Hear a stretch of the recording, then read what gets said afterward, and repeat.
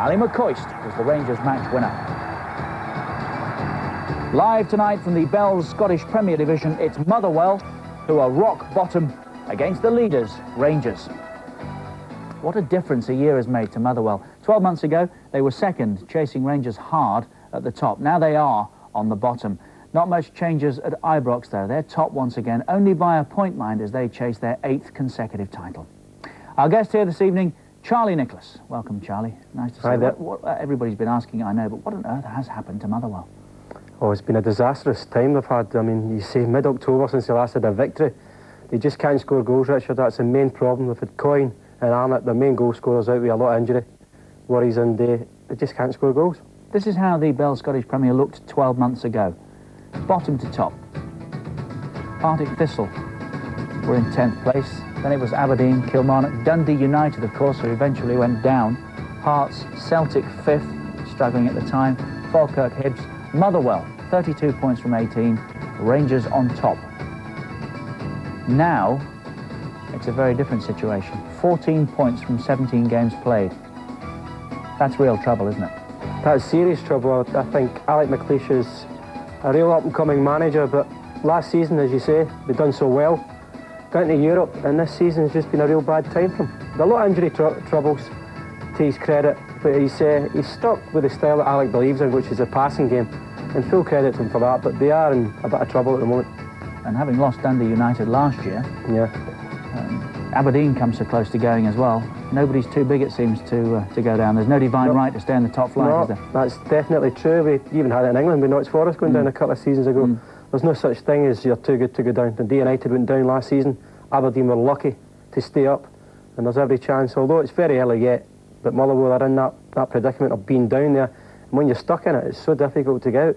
Let's turn our minds back to the top. Rangers on top, but only by a point. Celtic pushing really hard, but it is very much a two-horse race, isn't it? Very much so. I think Celtic are 13 points ahead of Hibs, something like that. I mean, it really is a two-horse race this season. But if there's one thing for sure, the one team who will and can win the title from Rangers is Celtic. That has always been the case. Aberdeen went close on a few occasions, but Celtic really carry the big threat. The big pressure is Celtic, and they're playing ever so well. Does that make it a different psychological game as far as Rangers are concerned? Of course, Celtic are breathing down. Of course it does. Celtic are well renowned for finishing well. The last 5-6 years have started particularly badly. This time of the season, Rangers have got the league title wrapped up from Celtic. This is the first time they're putting in a serious challenge, and they're playing well. Well, this is how much Celtic have turned the heat up. They're unbeaten in their last 13. They've won their last 4.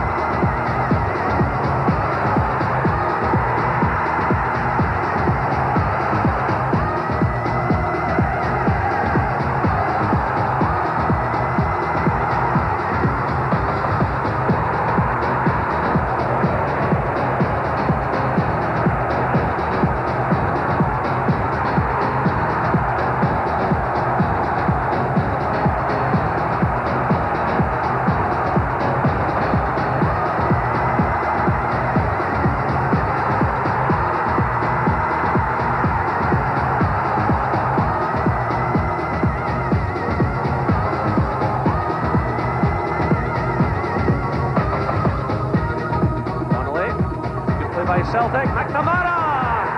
What a goal by Celtic! And Jackie McNamara! They're strong, good skills there, getting away from Milne. The chance is on here, and it's Phil O'Donnell. It's another terrific goal by Celtic.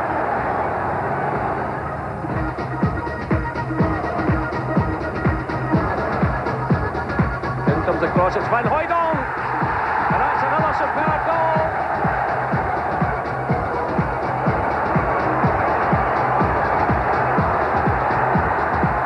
Through now for Simon Donnelly, steadied himself, and it's number 4.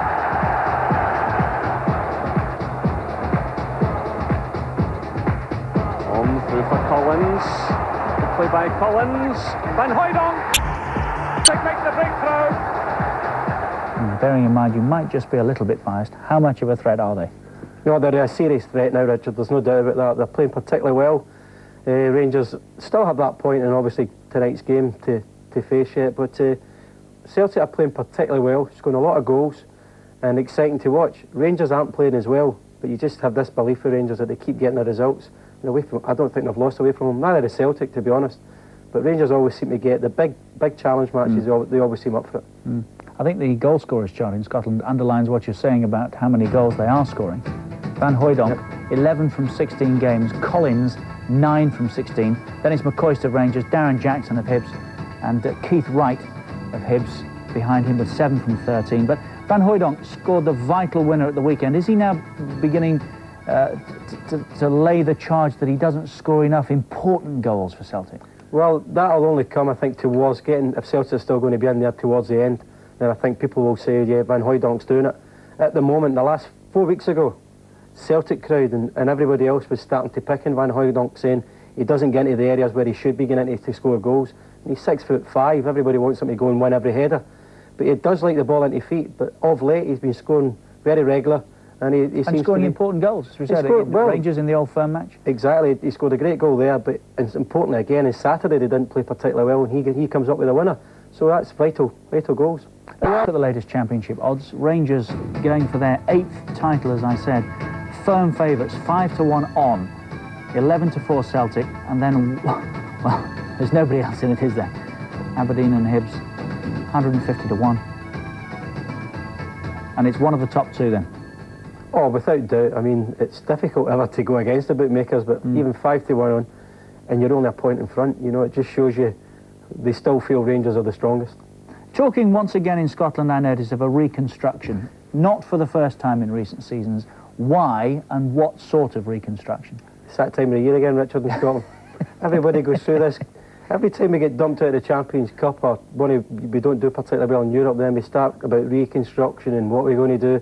We get into this strange lull in our game. We know the game's not perfect up there, but this is the time of year where everybody says the same. We're going to do away with the 10 Premier at the top and do 16. But I don't really know if we've got enough quality clubs in terms of finance and stadia to actually say we can benefit from 16. But this is the time of the year where we're all starting to talk about it. Get some support from one or two of the strugglers who wouldn't go down, of course, were there to be a reconstruction. But, I mean, how serious is it? Is it gathering pace? Well, it seems to be gathering pace. I think the supporters who are watching this stuff are basically not being entertained the way they should. So they are wanting things to happen. They want some sort of a change. But whether it's going to be more clubs in the Premier Division, I don't know. But I mean, we already play each other 4 times in the Premier Division. And I think it's just got to the stage where the people have had enough of it. They would rather see somebody playing each other twice, as long as the games are important. What would you... or rather, what would your advice be? What are your thoughts on the subject? I don't know how really to put it, but I quite like the way that the Swiss do it. The top division, they break into a half term, they get into a switch, maybe like if there's 14 clubs and the top 7 would break away and they play for the championship and the other 7 play for, see who's going to stay in the top divisions. I quite like that format because then you can play each other twice to start with, break away, and then I think most of the games then do become important. And I think at the moment there's too many games that mean nothing in our division, and that's not good for the public. Well, that's certainly not the case tonight. This one's vital for Motherwell, on the bottom, as we've seen, and in real trouble. Billy Davis arriving. Rob McKinnon, Charlie, yes? Yep. There's the keeper, Scott Howie.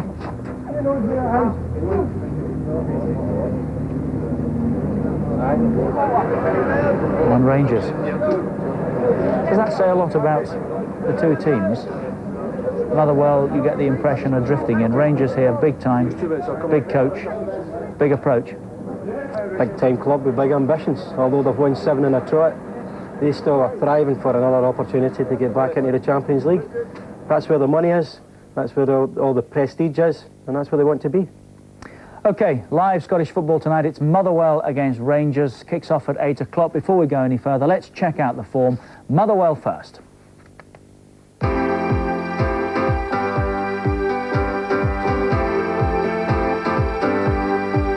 Motherwell were out of Europe before the season even started. Defeat on the away goals ruled by the Finnish side MYPA was a bad start. Doogie Arnott got there first in the league, but they were held to an opening day draw after David Hagan equalised for Hearts.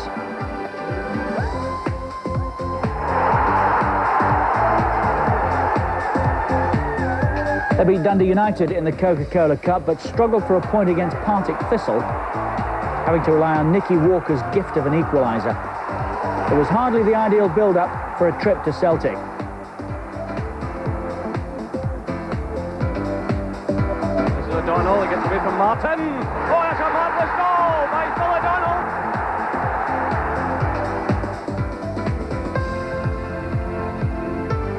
Only fine getting a touch of Sandlet. And Motherwell are back in this game. But 4 days later, they were out of the Coca-Cola Cup, despite going ahead against Aberdeen through Arnott. John Ingles' extra-time winner put the Dons in the last four.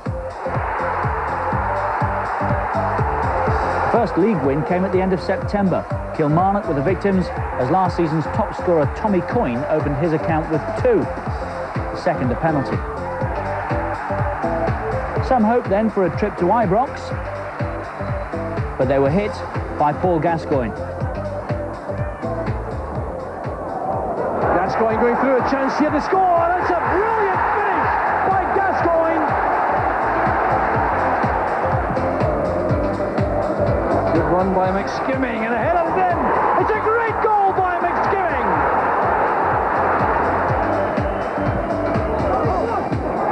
Great header by McCoist. Rangers are back in the lead. That was followed by a defeat at home to Wraith. David Sinclair sealed Motherwell's fate. But when Aberdeen came in mid-October, Motherwell got all 3 points and revenge for the Coca-Cola Cup defeat. And behind them, but with the great chance for Aberdeen. That's deadly finishing.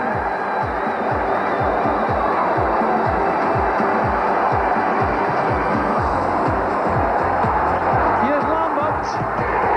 Motherwell take the lead. That was better, but Hibs put 4 past them next time out. The pick of the goals from Keith Wright.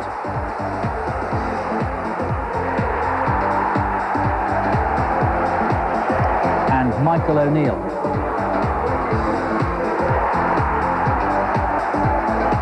A last-minute defeat at Partick Thistle didn't help matters. Then Celtic made it 5 defeats in 6, leaving Motherwell third bottom.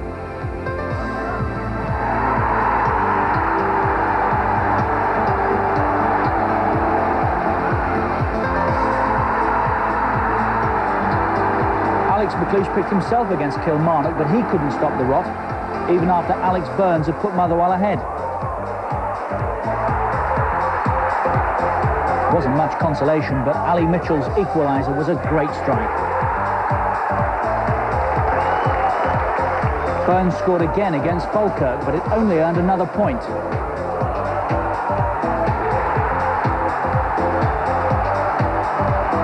Hibs were the next visitors to Fir Park. O'Neill.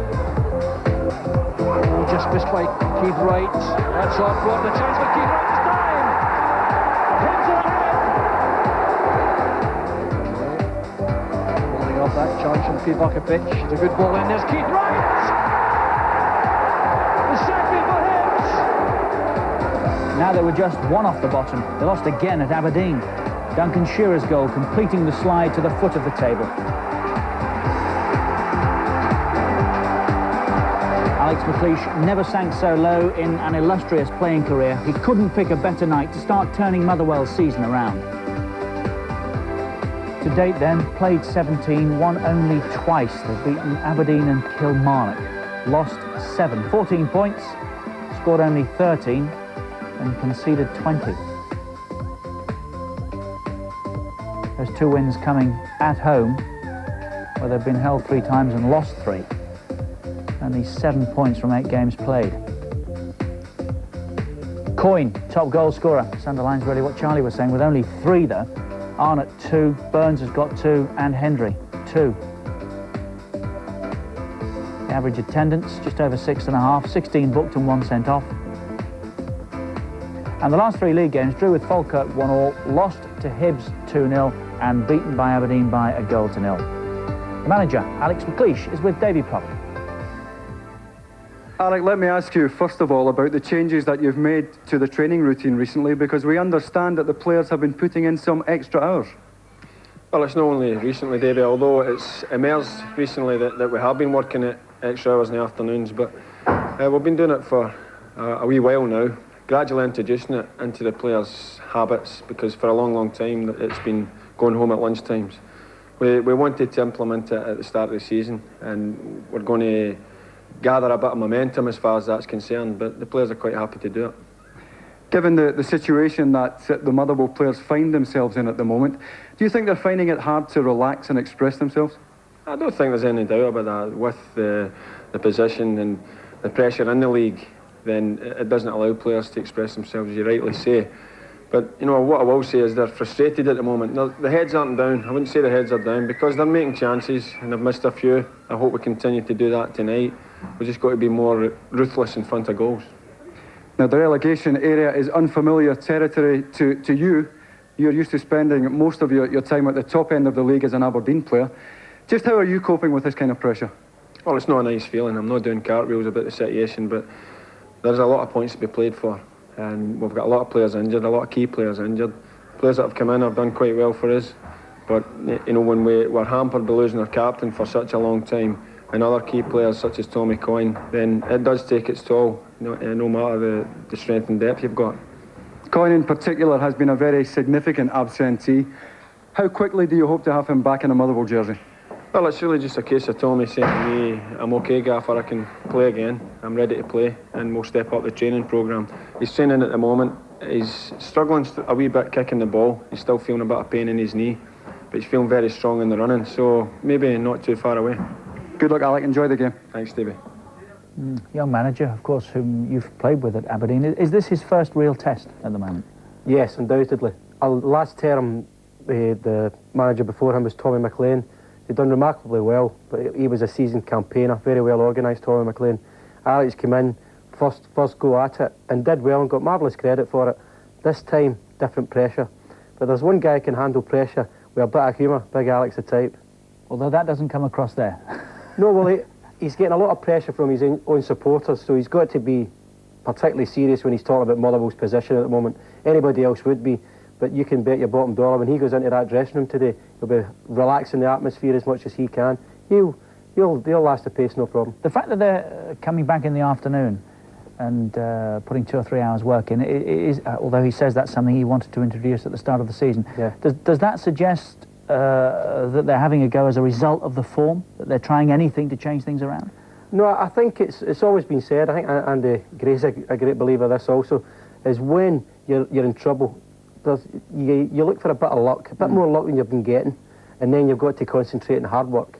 And that's really the only thing that can get you out of it. There's no solution to the problem that Alec is facing. He simply knows that they're making chances, they ain't taking them. Lack of confidence, they need a little bit of luck and hard work, and then you get the benefits. Just £200,000 to spend in the summer. Otherwise, it's virtually the same personnel. But that underlines, yeah. I suppose, how difficult a job it is. Well, of course. I mean, last season he sold Phil O'Donnell to Celtic, £1.75 million, and then this term he's only spending like £200,000. They've refurbed in their stadium, done it well, but at the same time, when the team needs strengthened, Alec could do with strengthening it at times. And now, live tonight on Sky Sports, it's Motherwell against Rangers. Top, of course, by a point, Rangers. This their game in hand this evening. So they'll go into the Christmas period with the four should they win it. As Charlie was saying, the Champions League is what they have their eye on. But Motherwell are desperate for points and will give nothing away cheaply tonight.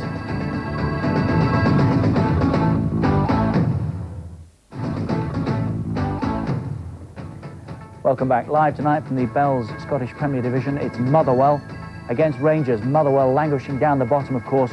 Rangers top, but only by a point now. This is their game in hand tonight. We're heading, of course, towards the end of the year. A terrific sporting year that's been reflected on Sky Sports like this. There must be a mile ahead on points, and he must have been the world heavyweight champion with that final bell. And And the Ryder Cup will be on Concord tonight. It's on its way back to Europe.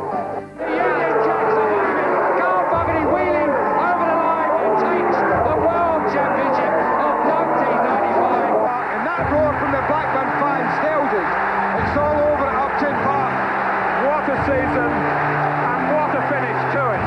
Let me say it once again. Blackburn Rovers are the champions. In 1995, team performances, individual excellence, and the personalities that made the glory possible too fast, too good, and I'm world champ. Were captured on Sky Sports. Dan Goff is on fire! Like never before. Classic moment after classic moment of unprecedented sporting achievement. And it doesn't stop there, as Sky's dedicated coverage of the world's top sporting events reaches new heights in 1996, with unrivaled action from the worlds of football. Tremendous goal from Newcastle United. Cricket. That is a magnificent shot. Boxing. He surely has won it. Super League. And the comprehensive sporting action that is Sky Sports. The more I see that, the more I realise this really is the home of sport now. Sky Sports, and watch out for telephone numbers coming up in the new year when you can have your say about our Champions of Sport awards. As far as the football goes over Christmas and the new year, we've got some great action coming up. Christmas Eve at 11 a.m, don't be late, Leeds United against Manchester United, live from Elland Road. A football special on Boxing Day, 7:30, Blackburn against Manchester City. Just the start of it. Wednesday, December the 27th at 5:30. That's not bad either, is it? Manchester United against Newcastle United from Old Trafford. And that's followed by Bolton against Leeds. Monday Night Football, next Monday, 5:30 again. New Year's Day, of course, 5:30, Middlesbrough against Aston Villa from the Riverside Stadium. And that's followed by Tottenham against Manchester United. Second and third right now, of course, those two. Tuesday, January the 2nd, it's Queen's Park Rangers against Chelsea. And starting on January the 3rd, we've got this from Scotland.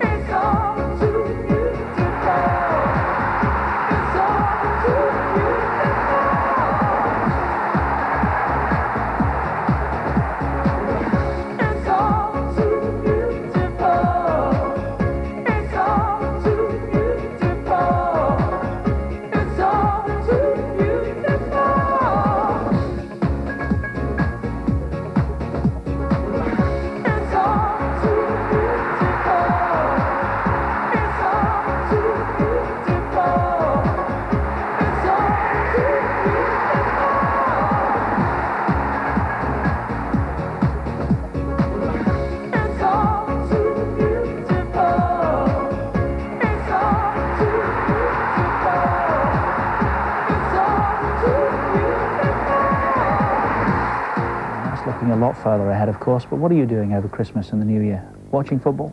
I will be watching football. Unfortunately, I'm playing football. Oh, of course.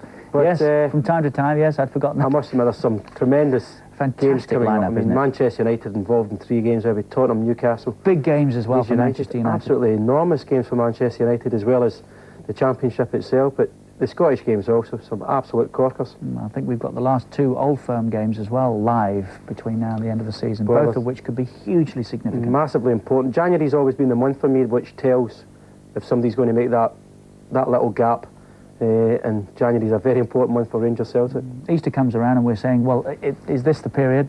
We're always talking about it over Christmas and the New Year, of course, because the games come thick and fast at this time, don't they? Well, they do. I think this is more important time in England than it is in Scotland, because, I mean, we are down to 2 teams trying to win the Championship in Scotland, whereas in England you've got the choice of still 7 or 8 yet. Terrific festive period that we have to look forward to. And tonight, of course, we're live at Fir Park, Motherwell against Rangers. We've seen how Motherwell have been getting on. Let's check out Rangers now.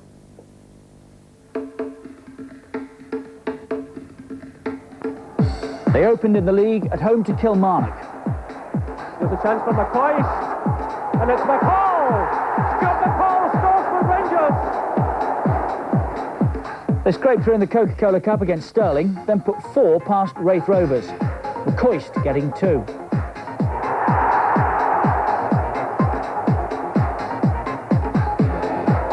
After a defeat in Europe by Steaua Bucharest, Rangers went to Falkirk. Oleg Zelenko got his first for the club in a 2-0 win.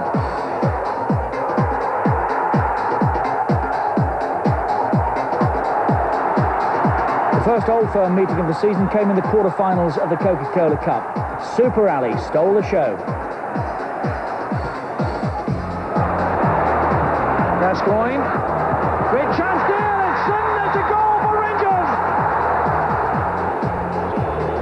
Darren Jackson and Hibs inflicted their first defeat of the season.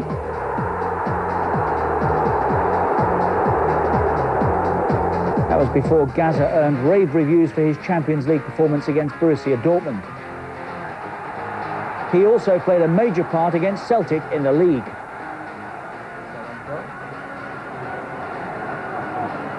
That's good play, good one. Looking for Cleland, great header! Alec Cleland for Rangers!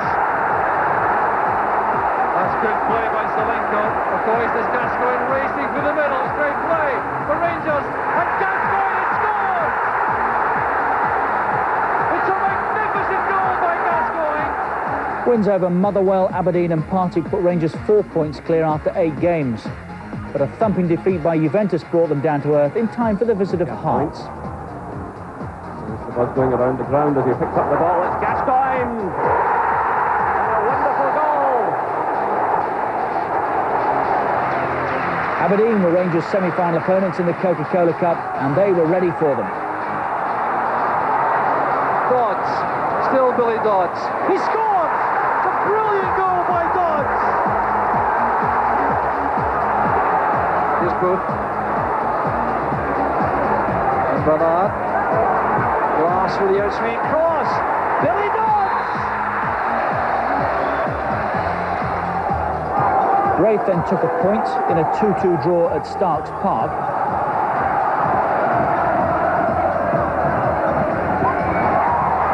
That was followed by a hammering at Ibrox by Juventus and 2 league wins before Roy Aitken took Aberdeen to Ibrox.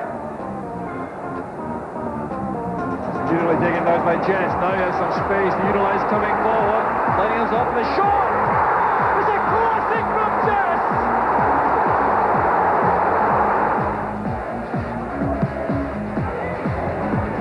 Up top there by Glass. Here's Mikhailichenko. Kept again by McCall. The equaliser by Oleg Zelenko. This one, remember, was marred by a series of incidents which led to a police investigation. No charges were brought, but the headlines were damaging enough. The game needed a lift, and got it when the Old Firm met again. Celtic went in front through Andreas Tom.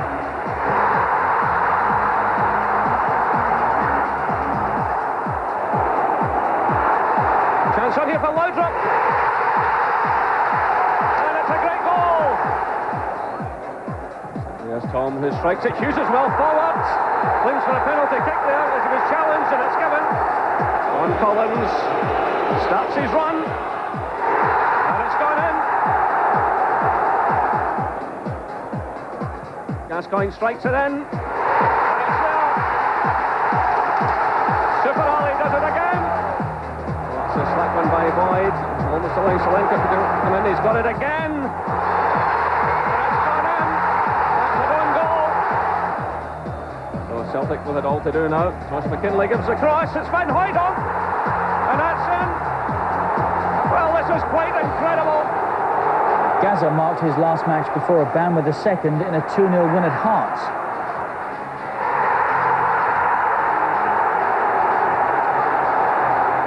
But he was sent off in Dortmund as Rangers bowed out of the Champions League. Gordon Dury got the winner against Partick in their last match. Rangers are still top, but only by a point now.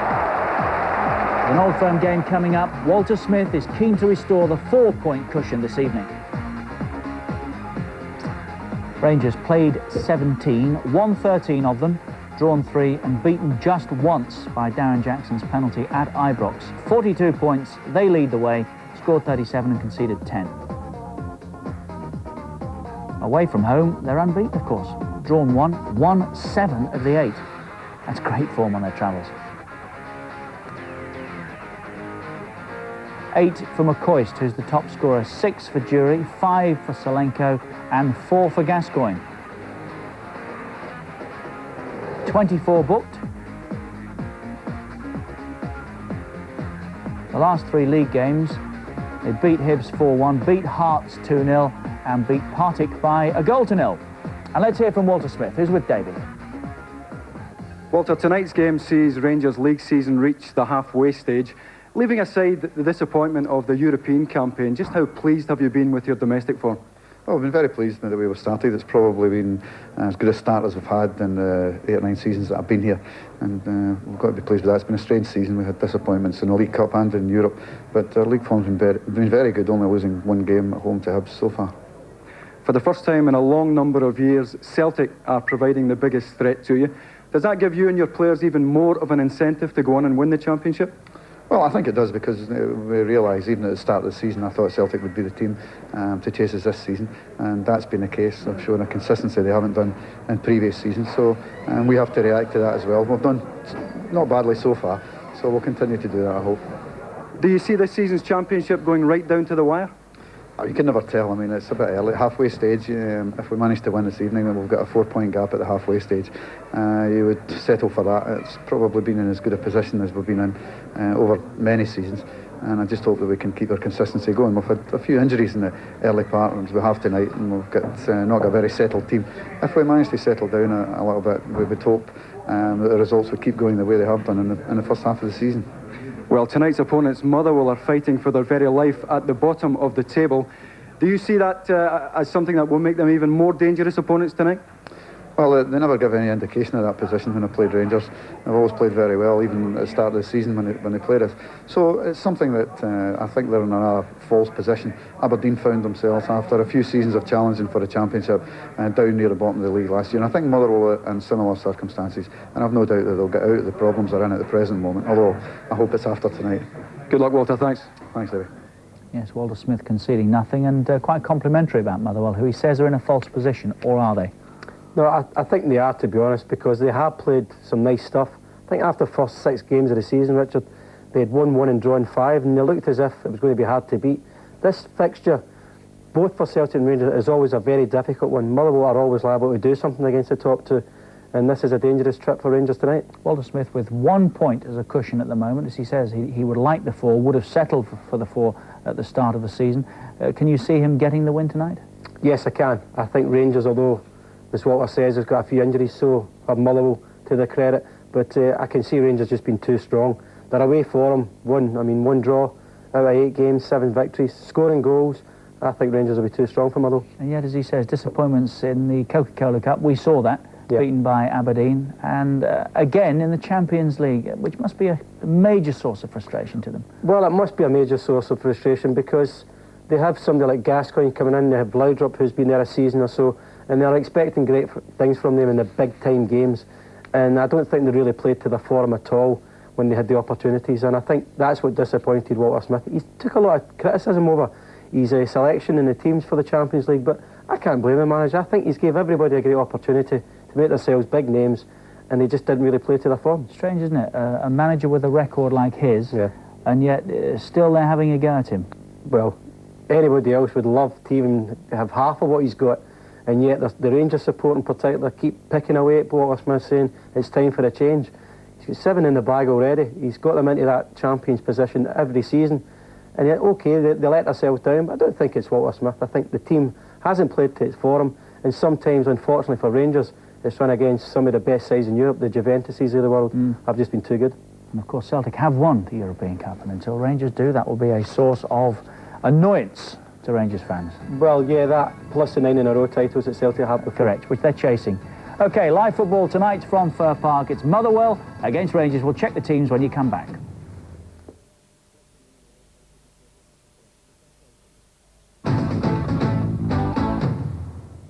More live football from Sky Sports tonight from the Bell Scottish Premier. Motherwell against Rangers.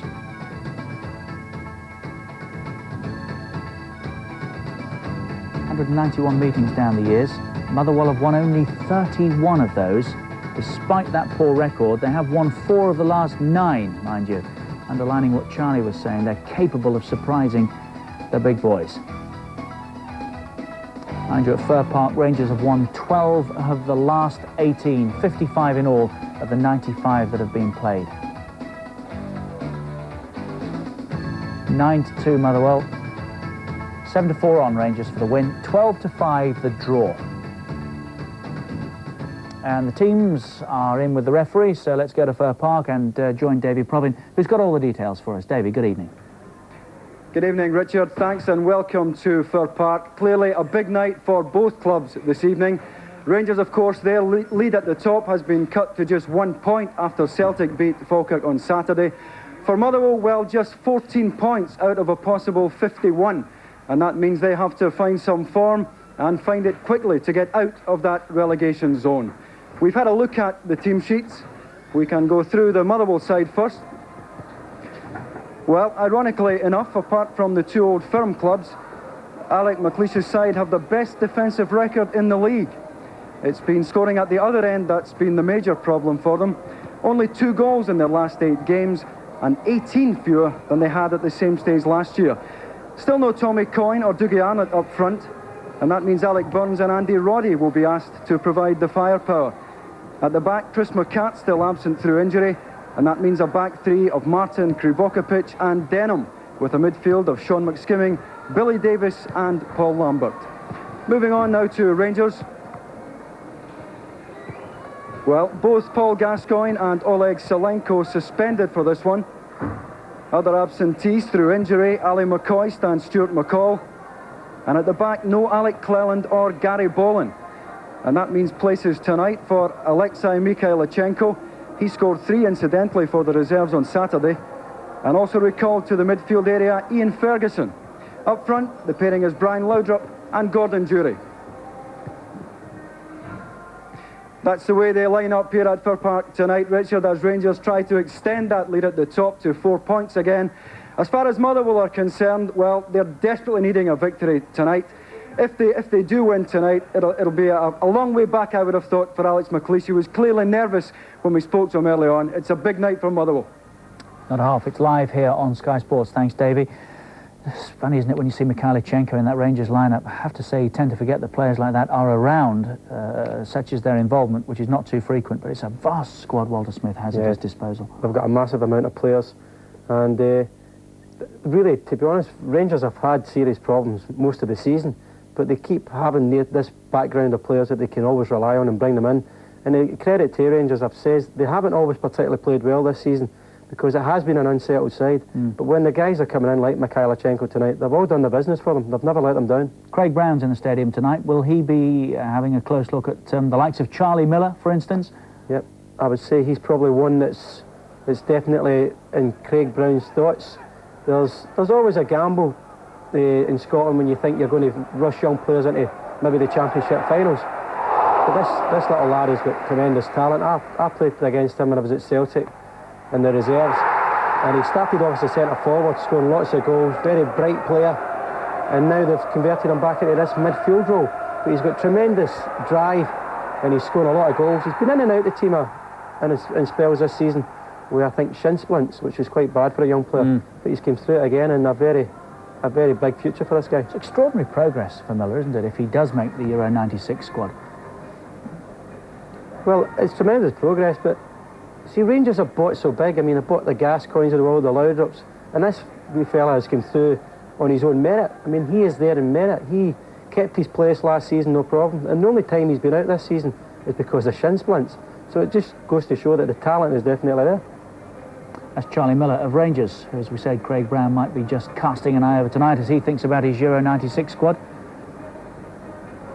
Now, what about Scott Howie, who keeps goal, of course, for Motherwell? We saw him infrequently with Norwich. We saw him make his debut, in fact, if I remember correctly, for Motherwell against Hibs in a goalless draw about a year or so ago. And he won that night the Man of the Match award. He's made the position his own since, hasn't he? Yes, he has done. There's a lot expected of Scott Howie. I mean, he went to Norwich and didn't play very much, being under Brian Gunn.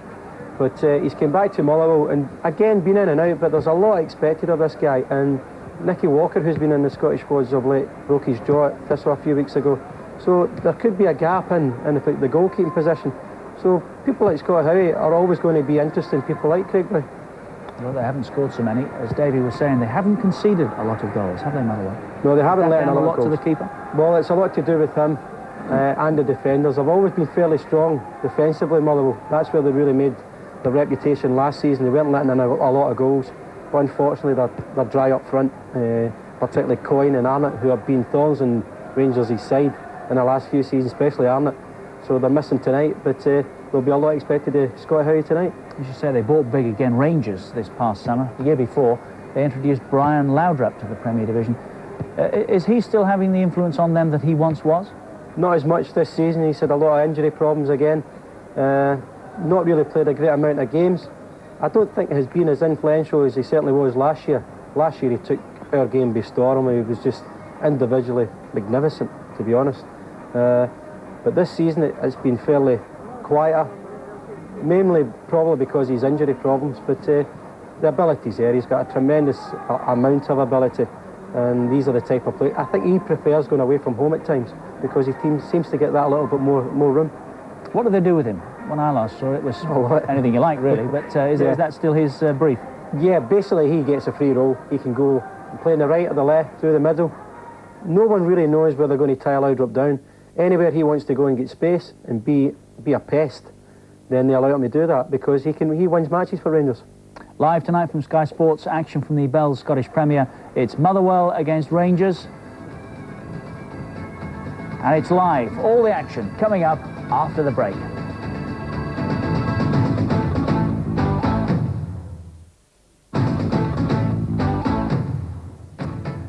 Just about ready as well. Fir Park tonight, live football from Sky Sports. It's Motherwell against Rangers. And that's where we're going in a moment or so. Before we do, Charlie, where are the points going tonight? I think Rangers will get the points tonight, Richard. I think Motherwell will have a go, there's no doubt about that. Big Alec will wind them up and they'll be passionate enough to come out and have a go at Rangers. I just think Rangers have more firepower and they're more liable to score goals.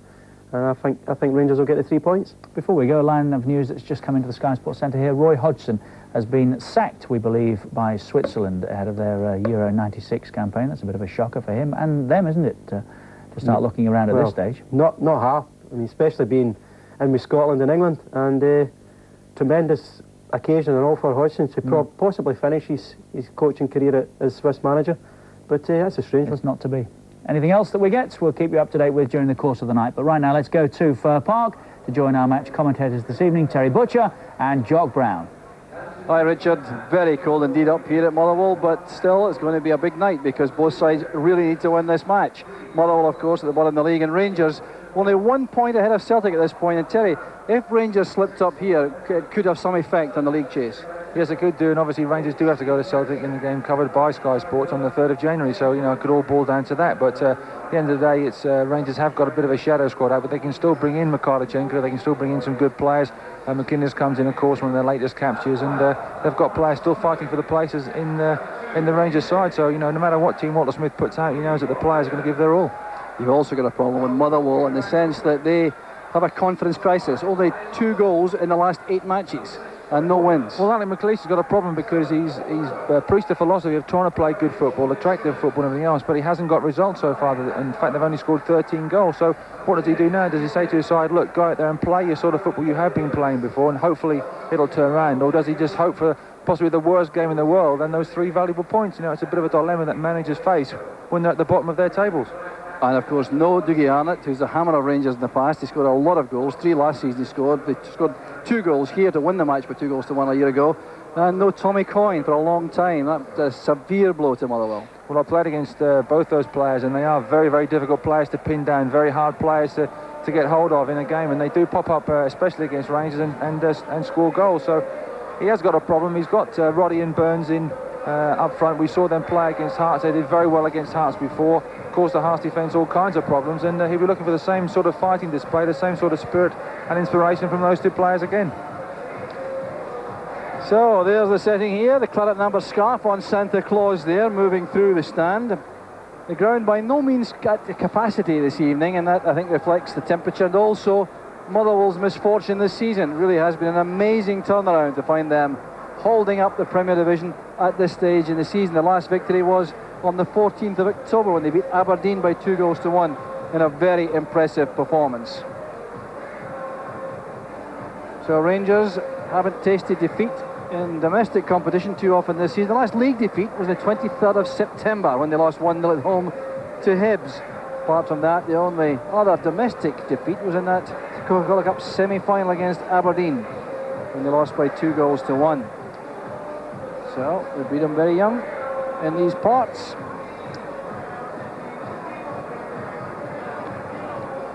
Well, there's a muted atmosphere about Fir Park these days. The bubble of the last couple of seasons has certainly disappeared, and it will take a really good resounding victory, I think, to turn that around. So these supporters coming here more, I think, in hope than expectation tonight. But Motherwell certainly a side capable today of playing some excellent football.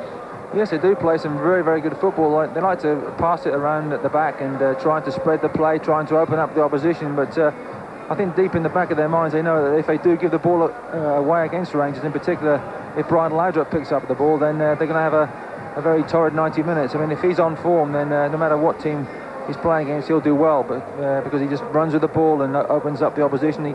If Rangers are under the cosh, and sometimes they have been this season, he's been able to get hold of the ball and run the ball out of defence, and the Rangers have been able to get out and obviously mount attacks, but there's always that thought Motherwell should push forward, try and pin Rangers back early on, give their fans here some confidence and some hope right from the word go, but they know that they're very vulnerable on the break. So these Rangers supporters too were a bit despondent after the European expedition this season, especially these matches against Juventus, home and away. But still leading the Premier Division and looking set for an 8th consecutive title. But for the challenge now materialising now in the east end of the city from Celtic. Yeah, so Charlie said Celtic are playing very, very well. They are a very confident side now. They've been able to get the ball in the back of the net on a regular basis, which is something that the previous strikers there didn't seem to do on a regular basis. So, Celtic really are mounting a very serious challenge. So let's check again on tonight's teams. The Motherwell team, they're a bit depleted again, although they do have Eddie May and Rob McKinnon back. Mira Drajkovic, a key man right at the back, with Brian Martin's experience, and Greg Denham, a very impressive young central defender, left-sided player wearing number 6 there, with Sean McSkimming, a £350,000 signing a year ago, back in midfield.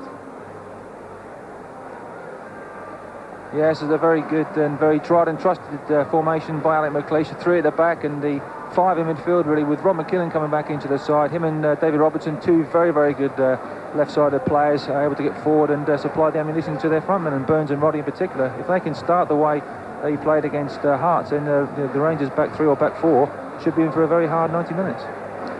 So that's the Motherwell setup. A lot of left-sided players in that side, very unusually. Now the Rangers setup minus Paul Gascoigne, Ali McCoist, Selenko suspended, Stuart McCall injured, Alec Clellan and Gary Boland out of the side also, but still able to bring in Alexei Mikhalichenko wide on the right. Ian Ferguson back to fitness. Gordon Jury will be the focal point of the attack, I think, with Brian Laudrup the main support, and Derek McInnes there wearing number 2, likely to play in the centre of midfield.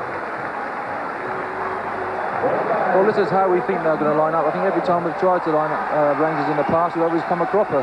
But Mikhalichenko's gone on to the right-hand side, I think, doing a bit like David Cooper, able to play or ping balls in with his left foot to his strikers. But it'll probably be a 5-man midfield with Laudrup floating around up front and Gordon Jury up front on his own. So the two sides confirmed. The warm-up being completed as referee Jim McCluskey makes his way into the centre.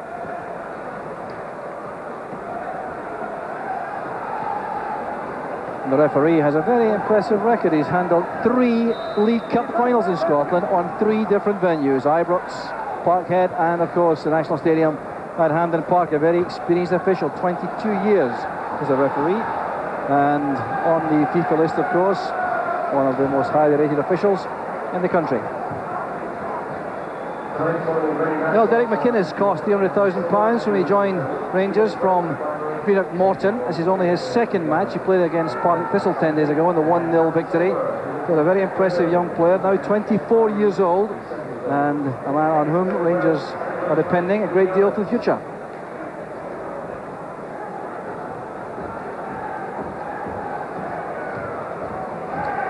Brian Martin, thinking no doubt about European Championship finals in England next summer. He's been a part of the Scotland squad in the last year or so and has performed creditably when he's been called upon. Had some injury problems this season though. He's skippering Motherwell tonight in the absence of Chris McCart, who's a long-term injury victim. So off go the Mascots. The formality's almost over. Still not the kind of noise and buzz you would normally expect around the stadium. It'll take some action, I think, from the middle to change that. It's Motherwell at the kick-off. Brian Laudrup and Gordon Jury being waved away there.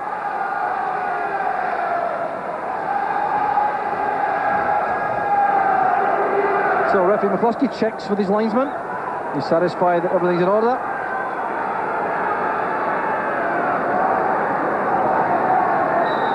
And this crucial Premier Division match is underway.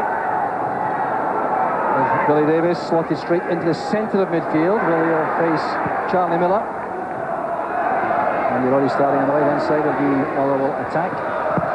David Robertson back in a defensive position at the start. Eddie May, another player who has been troubled by injury this season, signed from Falkirk last season, a deal worth around £300,000. Steve Cook and Paul McGrillen going to Falkirk, a cash adjustment.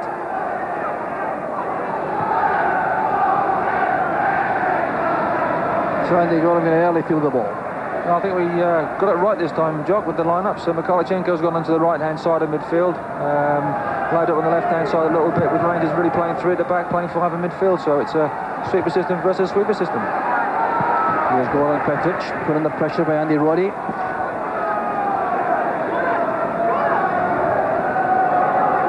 So very impressive defender with Dundee United. Now trying to establish himself at the top level again, looking for some international recognition.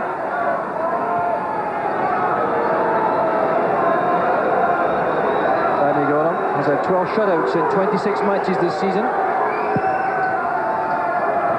Ian Ferguson's layoff. This is Miller. And now Laudrup dropping deep. David Robertson racing ahead of him. But not quite that far ahead. There's Krivakovic. And delightful skills again from the Motherwell defender. That's a bad clearance though. And Scott Howie relieved to see that go wide. An early chance there for Derek McInnes. And a bad start for the goalkeeper. Yes, the back pass was just right. He seemed to cuff it here, went to Derek McInnes. He first thought he could have a pop a goal, and had that been on target, I think Scott Howie might not have got back across his goal. So a bit of a nervous start by Scott Howie. And the nerves still evident there, and that goal kick. 23-year-old goalkeeper. Established himself though instead of Steve Woods in the Motherwell goal. Headed away there by Krivakovic. Sean McSkimming's header. Barnes sure to lose out in that challenge with McLaren. The ball in the air. Here's Roddy, who's very quick indeed on the left-hand side. He breaks across there. Ian Ferguson showing his displeasure. That free kick being awarded against him. Another injury-troubled player. That's McKinnon trying to make progress. Alexei Mikalichenko's presence over there on the far side might pin McKinnon back rather more than normal, Terry. Well, it might do, but I'd just be a bit concerned if I was Walter Smith that Mikalichenko's not left with McKinnon all the time to try and block his runs if Rangers do get stretched on their left-hand side. Mikalichenko's not the quickest of people, with all due respect, and McKinnon likes to attack and get down that left flank, so we could see a bit of a battle between these two. McLaren playing it along, using the pace of Jury. That's young Greg Denham tidying up. Now Krivakovic.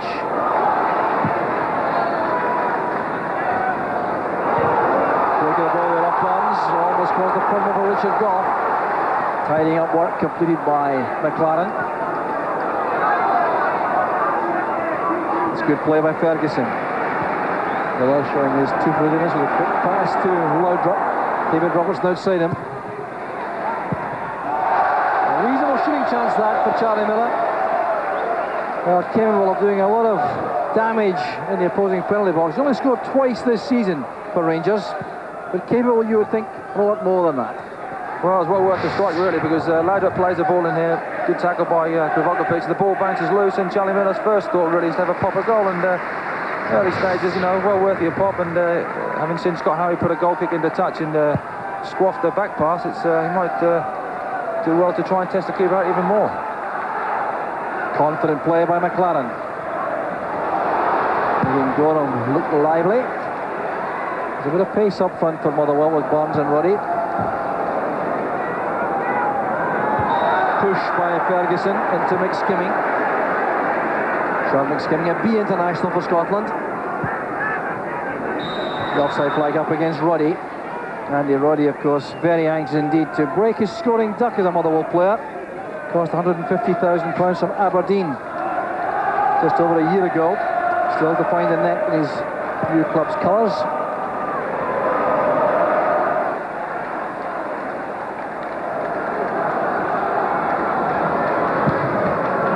Well, Scott Howe will feel better after that clearance, I think. Lambert trying to get on the ball there in the midfield, and well, they really do need Paul Lambert's kind of passing and control in the middle of the field. Well, he's a good player. We saw in the previous game against Hearts. He's unlucky not to score from a great volley onto the far post, and he's one of these players that does get forward, likes to build up attacks, and can play the left-hand side or right-hand side of midfield. Motherwell started the better off, picking the scraps up better in midfield, and he knocked downs. Lambert in particular and Billy Davis getting hold of the ball a little bit too much for Wallace Smith's hopes, I would think. He'll be just concerned just to get Brian Laudrup on the ball a little bit more. As Jury to Laudrup. Led long by McSkimming, looking for a chase there from Andy Roddy.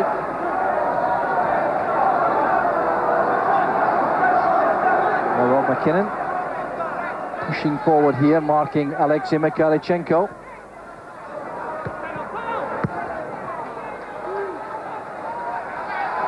Jury with Martin, two very powerful players. The throw goes to Motherwell. Well, Jury's been a very important servant to Rangers since he arrived from Tottenham, playing in midfield, wide on each flank and through the middle. You know, he's one of these players that when he gets hold of the ball and runs with it, he runs very quickly with the ball and can, with the upper body strength as well, can shrug off challenges quite comfortably. He's one of these players that can play in a variety of positions, and you know, when you're playing in a team that, especially Rangers, have had a lot of injuries, he's a great asset to the side. McSkimming didn't control that the way he wanted. McKinnon stepped in. Once again, Motherwell building from the back. Krivokapic always wants the ball played to feet. Martin to Davis. Good running by Eddie May, but that's intercepted by Goran Petric, and May's out of position now. This is Jury. Supported well by McInnes.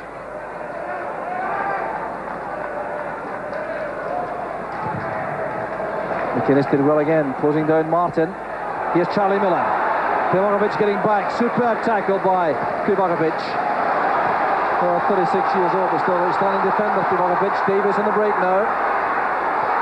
Trampled down there by Ferguson. Davis looking there towards the referee for some help. Beautifully taken by Charlie Miller, but a dramatic fall did not impress referee McCluskey.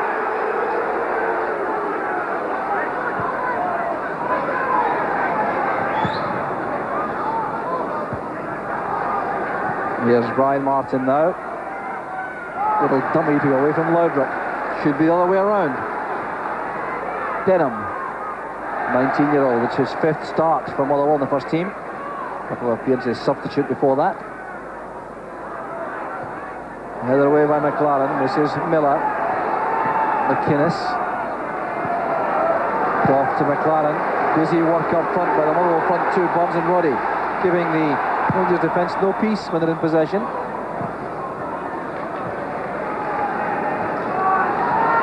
Kargoff.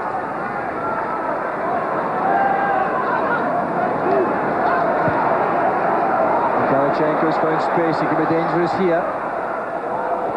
Good ball wide for Robertson. Good recovery there by Eddie Mayo. Lost his footing there. Signs perhaps that things are firming up out there, Terry, with the temperature dropping rapidly. Yes, possibly the pitch itself. We had to walk on it before the game. It's very bumpy. Long throw from David Robertson. It's back now with Charlie Miller. Well, appeals a handball against Miller, waved aside. Confident play by Denham. Cushion header back to his goalkeeper. But Charlie Miller again finding space.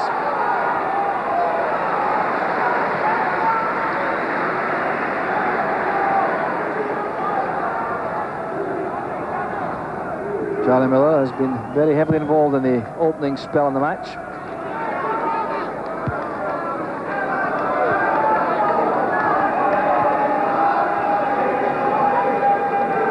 Goff invited to play it short to Ferguson.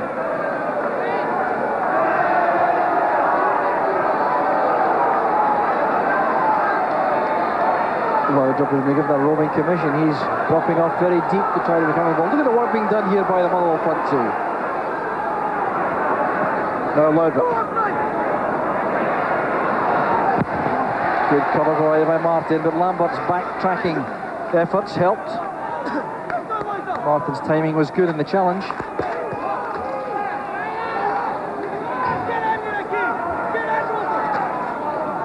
Good long throw again, very dangerous indeed. Goff was there, so was Jury. Good challenge by Petric, a knock in the head there. Petric and Burns clashed. Both players appear to be all right. Here's May, very determined, linking with Burns. Now McKinnon.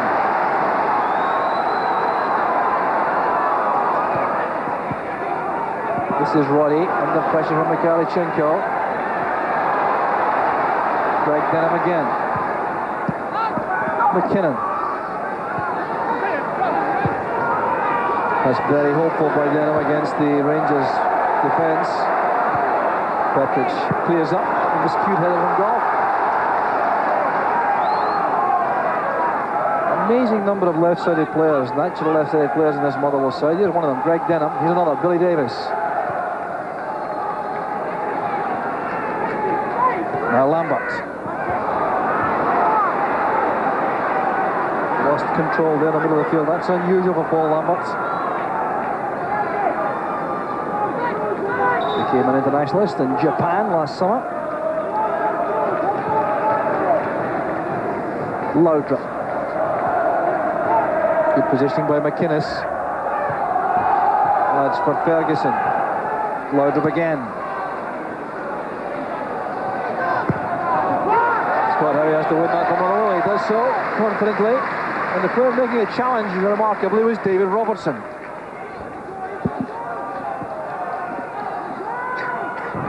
It's quite amazing, really. Laudrup and Mikalichenko got on the ball a lot more, posing problems, but Scott Howe will be pleased after a bit of a shaky start to come and grab that ball.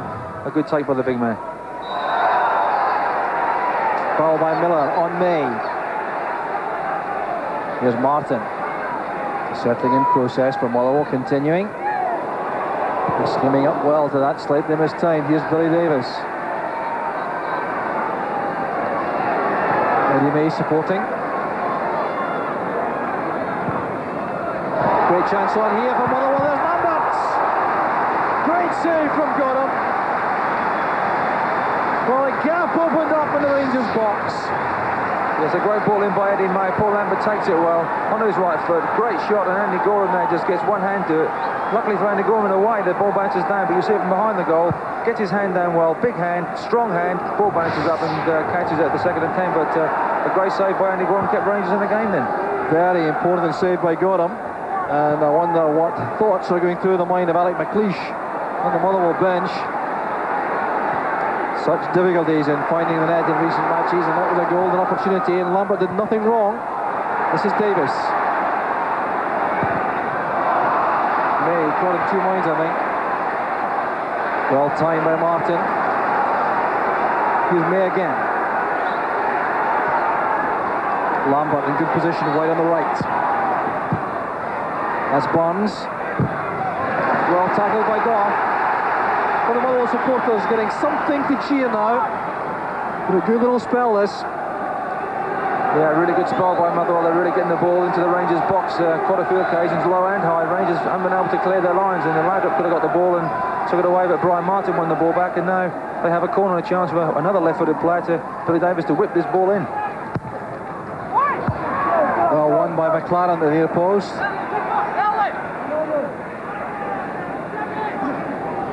The build-up begins with Krivokovic.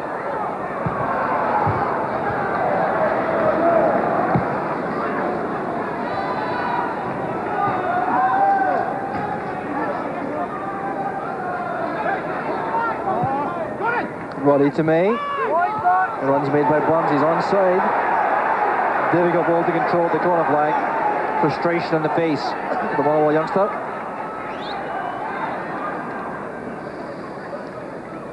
He's the only player to score for Motherwell in the last 8 matches. He scored the only 2 goals they've scored, Alec Burns.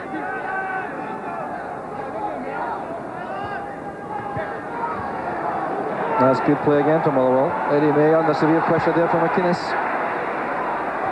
Martin did well against Jury.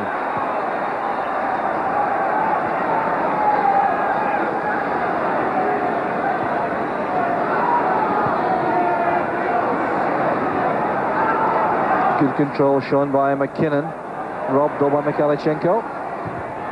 Strong challenge by Ferguson. Good play. Mikalichenko. Give it away. Now Davis breaks for Motherwell.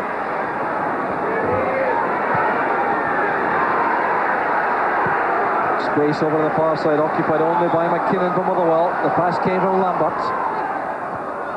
Next skimming. McKinnon once again. Lambert wants to be involved. Good running by Martin. Burns good at turning at the edge of the box. Back it goes to Martin. And the promising move comes to an end. But Motherwell playing some good possession play. Well, Motherwell always played good possession play. It's that final ball into the box. We talked about this before when Motherwell played Hearts, when it was 0-0. A great game by Motherwell on that night, and Paul Lambert in particular must ban, or try and ban, Sky Canvas from the games, because he had a great chance against Hearts to score. Great save by Rousset in the Hearts goal, and today a great save by Andy Gorham prevents him from scoring yet again. So Motherwell still dominating in the middle of the field at this stage of the match. Getting good support from the back men, like Martin. Good pass from Goff. Lauder again met by Martin, who's played against them very effectively so far in the match.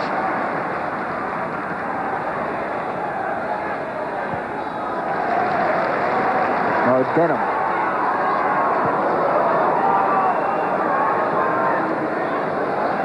Pascal Harry now. Again struggling with these clearances. Eddie May kept that in play. Well, McInnes appeared to catch Paul Lambert there. Krivokovic calmly back to his goalkeeper, and still Lambert is down as Lauder controls the ball. Well, it was a head knock. It didn't merit a quick response from the referee. Well, I just think it was one of those incidents really that the ball was there to be won and both players going after the ball. Sometimes you do use your arms to propel yourself and try and get as much height as you can, and sometimes your arms do catch players. We've had the incidents with Paul Gascoigne in particular in the past, but I remember playing against a certain Andy Gray, who happens to work for this station as well. And you try and play against Andy Gray, I tell you, he left a few scars on my face. So unfortunately in football, it's just one of those things that's part and parcel of the game. So John Porteous, the physio, carries out the repair work to Paul Lambert.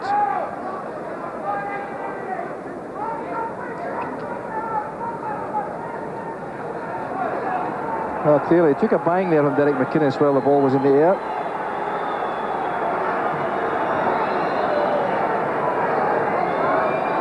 He's a very important player to Motherwell, Paul Lambert. A great signing from St Mirren a couple of years ago. There it was there, just both players, you see Derek McInnes' right arm just up there, but the ball was there to be won, and in fairness to Derek McInnes, in fairness to the referee, it was just one of those things that happens in the game. So possession with Goran Petric.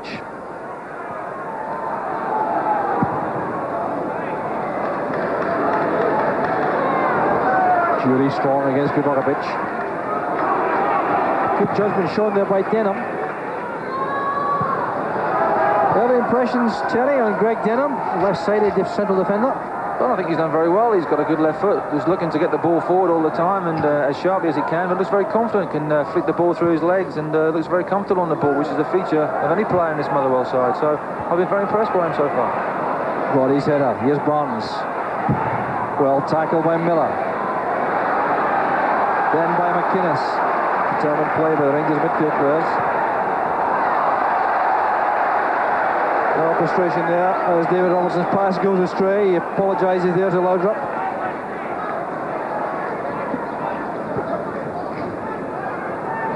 Walter Smith remains in the director's box for the early stages of the match.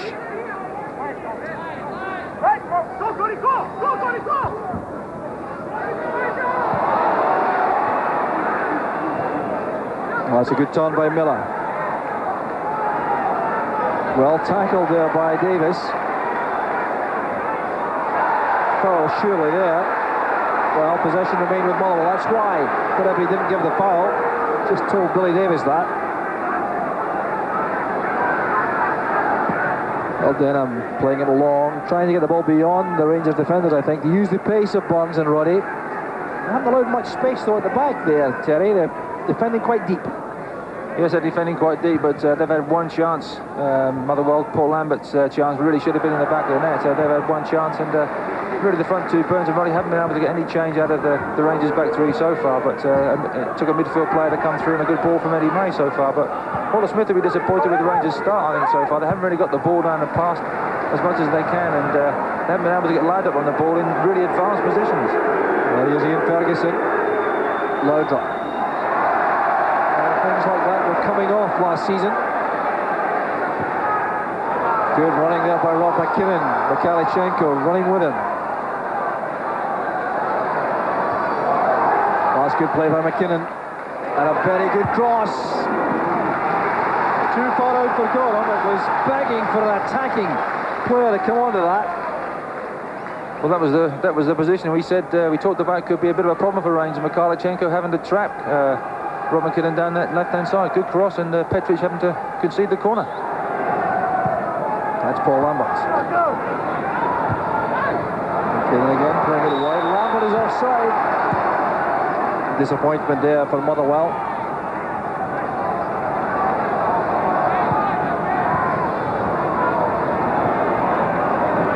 Very interesting indeed, the possession going Motherwell's way so far. I think that bears out what we think we've been watching, Terry.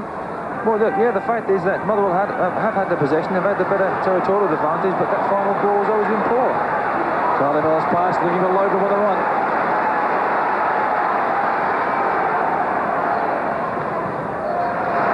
Eddie May scrambling the ball away, giving Rangers an opportunity here to put some pressure on through this long throw from Robertson.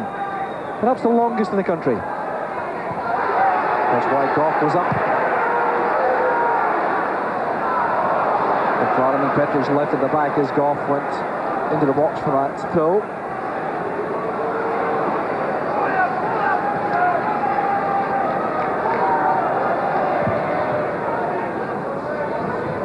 A head flick on from Mikalichenko, chased there willingly by Jury. It's followed by Denham. A little bit more space perhaps than he might have done. He's running well though. Good play by the youngster.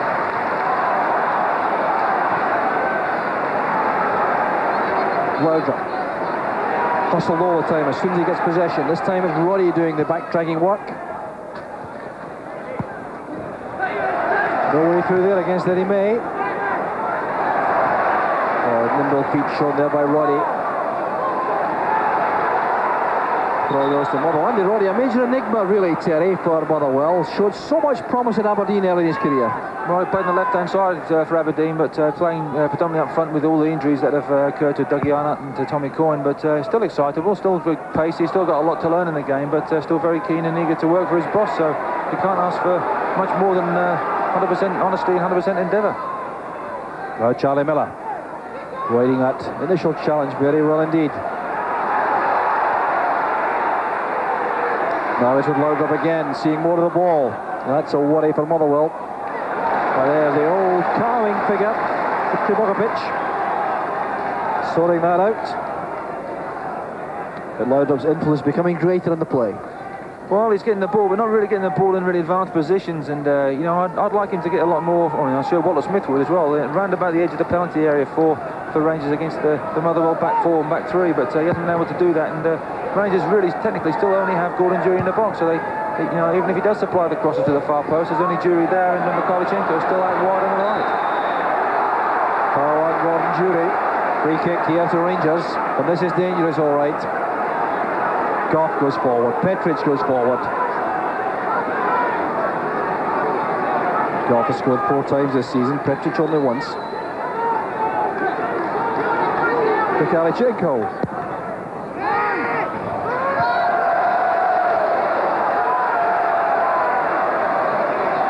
No, Petric complaining. I think he was pushed there. I wonder if Gordon Petric swears in Scottish, or does he swear in his native tongue? But I think he was just claiming he was pushed.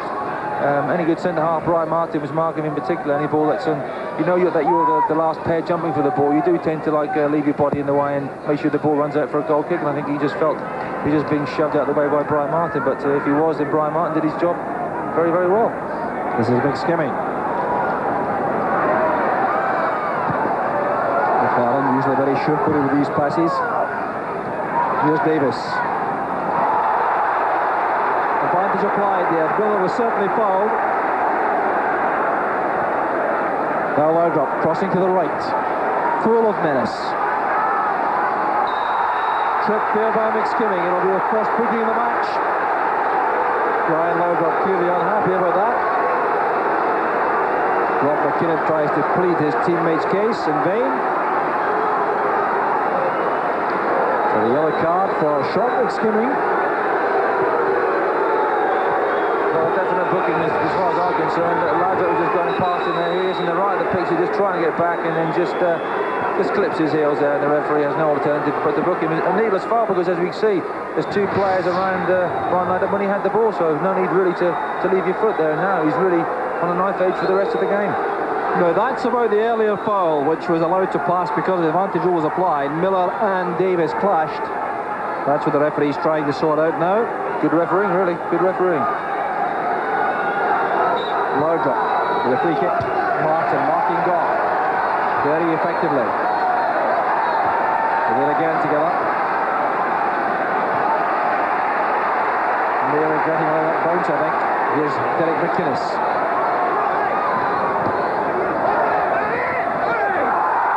Good challenge by May. Confident play from the defenceman, although that's quite remarkable, that tight corner. This is Davis, so determined. Former Rangers player, that's where he started his career. Miller wins it back. Helped here by Robertson. Suddenly the pace of the match is lifted.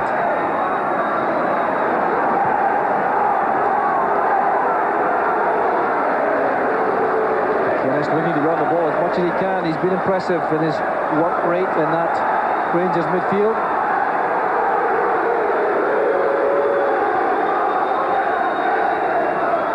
Good hustling defending though by Motherwell in the middle of the field, not allowing Rangers time to build up passing movements. Here's Petric trying again.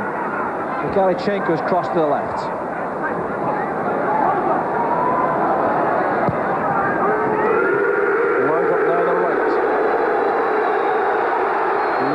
Here. And the run made by Jury. He thought he was fouled by Martin. Exchange of words there. Referee McCluskey will have to watch that. These 2 players getting a bit irate. Here's the pass from Laudrup, and you can see Brian Martin there. You can see his left hand just holding back Gordon Jury. Now, whether Jury was offside, I'm not too sure. But the incident unnoticed by Jim McCluskey. But as far as Gordon Jury was concerned, he was pulled back, and we could just about see Brian Martin's left hand, so probably Gordon Jury did have a bit of a case. Certainly not at all pleased with the back shot from Martin afterwards. Jolly just proves when Brian Laudrup gets hold of the ball and runs at the Motherwell defence that doors seem to open, and a good ball inside to Gordon Jury, and that could have been a penalty, but the referee didn't quite see it. Strong challenge by Robertson.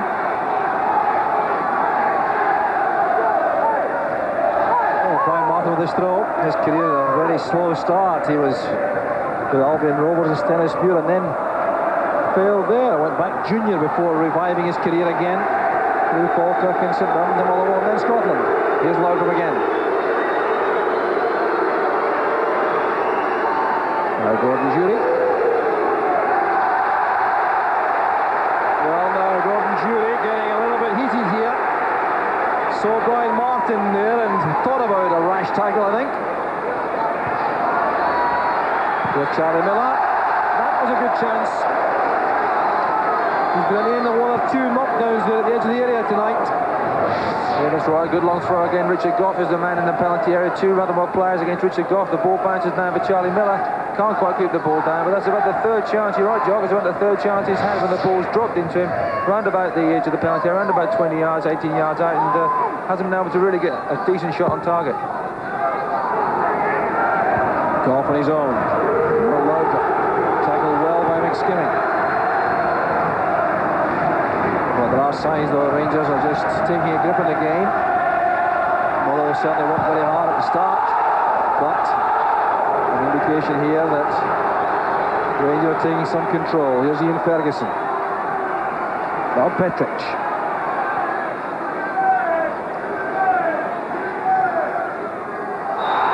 This time the free kick's given. The challenge by Martin and Miller. I think we can take it. He doesn't agree with the referee's verdict. You've got to be careful when the ball's played in like this, not to go too tight to the player, and Brian Martin just goes too tight, really. You can't win the ball there. If you're trying to get your legs around a player, you'll give free kicks away, and Brian Laudrup on the ball now. It's a dangerous situation for Motherwell. Again, Goff and Petric in the area. Bad ball by Laudrup. Here's McInnes. Asking a lot of Mikalichenko. Well, the last pass around the box on both sides hasn't been too effective yet. No, it's that final ball again, Jock. It seemed to be a bit of a scourge of Motherwell and Fir Park whenever we come in. It's that final pass into the box, and Brian Laudrup there with a chance to put a decent ball into the penalty area, hits the first defender, and that's the sort of thing that schoolboys mustn't do. Try and beat that first defender, try and give your forwards and defenders who have gone up a chance to score a goal. Cross goes Denham. Headed on by Mikalichenko. This is Jury. This time marked by Denham. Perhaps just as well.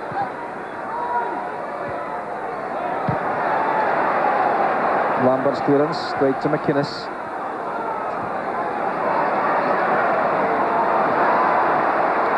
Sean McSkimming for Motherwell. Couldn't get that beyond McLaren. No, that's the problem for Motherwell. They can't get forward. For the moment, McInnes.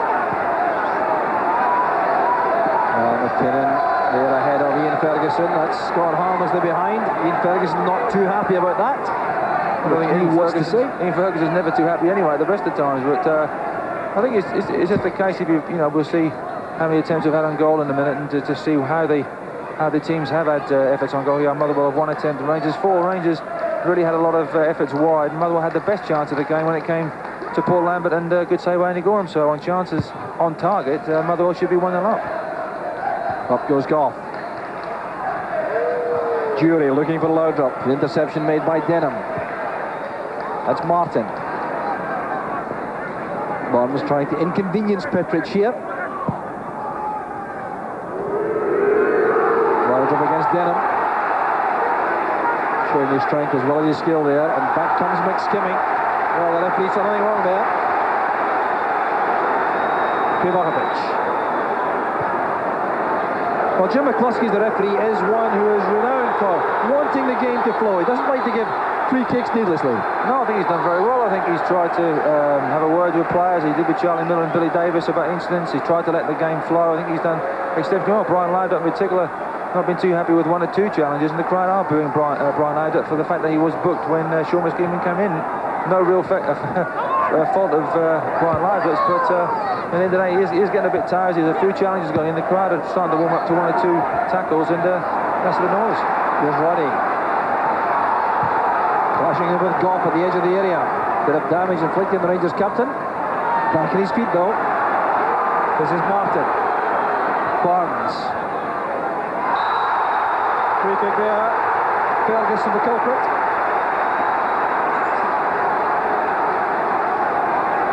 Another chance here for Motherwell. As you see, just the in Ferguson's legs this time. He just tackled on the wrong side, like Brian Martin at the other end. You can't get the wrong side of players and hope to win the ball. In this case now, we're about, what, 25, 30 yards away from goal. They're right in the centre. Chance for some of these left-footed players, possibly to bend one in the top corner. Well, Motherwell worked so hard at training. Well, in situations like this, Paul Lambert takes charge. He's over the ball. Could be Davis, it could be McKinnon for power.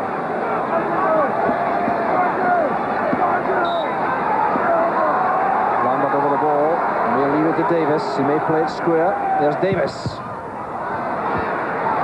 Clearance came from Robertson. Here's Martin. No offside. Motherwell very careful in attack. Slashed away there by Ian Ferguson, and Motherwell still now have the chance to put pressure on.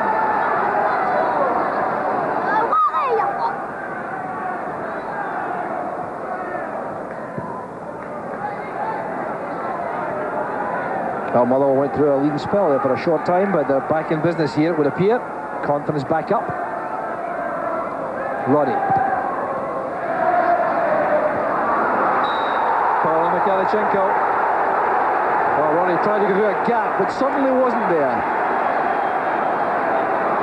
Yeah, I think he had the ball there, and he tried to go back in outside. I think he was in a good position, could have cut inside and had a go at the Rangers defenders, but chose to go on the outside, possibly because he's played a lot of his games in the past on that flank position, and you know, just a case of really not trying to beat too many people, just trying to get a ball into the box and hope his midfield players have managed to fill his role. Pitch forward, that's McInnes with a very good header, and Martin read it very impressively from Motherwell.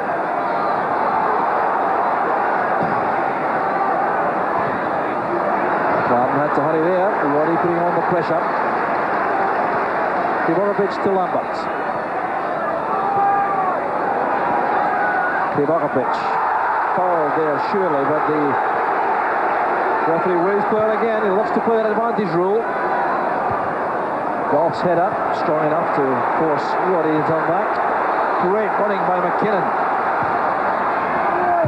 And May just let it reach there. Good covering by Robertson. The throw is given. Well, the Motherwell supporters undoubtedly encouraged by this first half performance.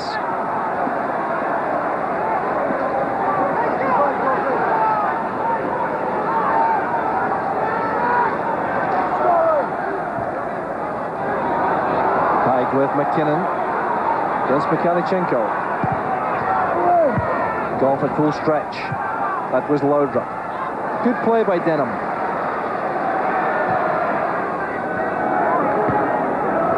Roddy coming short. Very good turn. Fouled there by Petric. Good bit of skill there from Andy Roddy. Yes, he once again, good bit of skill there. Gordon Petrie's not quite reading that excellent bit of play by Andy Roddy. Gives away the foul and the chance for Motherwell to get the ball in the box. Davis there playing it long, and once again, Motherwell can make nothing of that. Sean McSkimming attacking the ball in the air. And they got him troubled only once so far in the match by Paul Lambert, bringing off an outstanding save. That's a feature of his play, a long period of activity, and then an excellent save. Well, I think it's a feature of any Rangers goalkeeper, the fact that he's not called into play very often in the game, but when he does, he has to produce very, very good saves, and Andy Goram's concentration level is very, very high. There's Jury, Laudrup's gone through the middle. Here's Miller. Goff has come from the back. That's good play. Now McInnes. Well, Greg Denham again showing remarkable confidence for one so young. He's had a cushion-headed pass back, then a chested pass back. He does really well there on the far post, doesn't panic. He knows no one's around him. Even knows where the keeper is. The keeper's probably gone for a bobble there, but manages to cushion the ball down so it doesn't go into goal.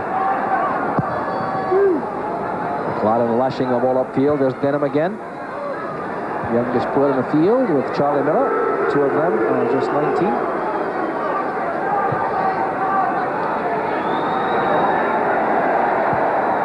Miller again, great pass. Here's Robertson. First goes Brian Martin once again. Yes, Brian Martin's done ever so well, I think, tonight. He's been at the hub of breaking up the Rangers' attacks. He's been up good in the air, able to get the ball forward, and at the back, really, they seem to be quite confident and quite assured. Laudrup taking on Roddy. It's a very good cross. Attacked superbly there by Richard Goff. That was a chance by Goff standards. That's what Rangers need. Brian Laudrup getting to the byline here. Whips in a good ball left foot, a ball that players can attack. Richard Goff attacks it, but also Motherwell managed. I think it was Greg Denham actually put off Richard Goff in the header, but did just enough so Richard Goff couldn't quite get the header on target. But Rangers need Brian Laudrup in particular to get to that byline and get those sort of crosses into the box. Goff again doing well defensively this time. That's McInnes. Now Robertson. Couldn't play it up the line for Jury. Well, the service to front men really hasn't been of real quality so far tonight. No, it hasn't been of real quality. I think Andy Roddy and Alex Burns have worked very, very hard on the Rangers' back three. To their supply to the front men has been quite poor, really, and very hurried, and they've had to knock in high service. But it's been that midfield area that's been the key for me. Has been scrapping in there, and Ferguson in particular is on the ball now. He's really hustled about Billy Davis, Sean Misgiving, who's got booked. I mean, there's been a real engine room in there. Kubonovic calmly back. The father figure there at the back, looking after young Greg Denham, and Denham learning a great deal, of no doubt, beside this 36-year-old former Yugoslav with Red Star Belgrade.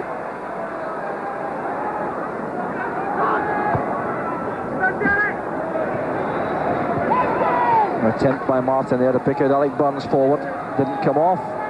Well, I missed out one club on Brian Martin's CV. That was Hamilton Accies. He's been around the houses really to make it at this level. Now 32 years old. Here's Mikhalichenko. Loud over his own. Faced by Denham. Major test for the youngster, this. And once again, it's Martin on the defensive beat for Motherwell inside the box. Well, that was a big test for Greg Denham. Brian Laudrup taking him on the right-hand side. If Brian Laudrup comes inside him and then goes on the outside, goes past him, whips a great ball into the box, but there's Mr. Reliable, Brian Martin, heading it away for a corner. And young Denham should be consoled with the fact that some top-class defenders have failed to halt Laudrup in that position. Long before Denham tried. That's good running by Burns. The cover provided by McLaren. Here's Mikhalichenko. Here's Miller. Hustled by Lambert. Mikhalichenko's return pass. Lambert did well to match the run. Look at the strength here of Miller. And the determination of Lambert. These two very good young players together, and Paul Lambert's had a bit of a quieter end to this first half. Started off like a house on fire, got a bang on the head, and hasn't really seen much of him in the game. But Charlie Miller's been in the engine room in midfield, been working hard, having shots off target in the box, but he still kept going. Well, that's as good as a corner kick. The header by Goff. David Robertson again with that long throw launched into the area. Goff came close. Once again, it's a huge long throw from David Robertson. Richard Goff gets a good header on target. Scott Harry, a comfortable save in the end, but the signs are there. I mean, there's been about the third or fourth long throw from that side that Richard Goff's been able to get on the end of. His knockdowns haven't gone to anyone in particular, and you know, that time his effort was well saved by Scott Harry. But Motherwell would obviously try and in the second half especially try and nullify that threat from that long throw. David Robertson losing out there, getting into something of a Finkel. Once again, the man who wins it back is Charlie Miller for Rangers.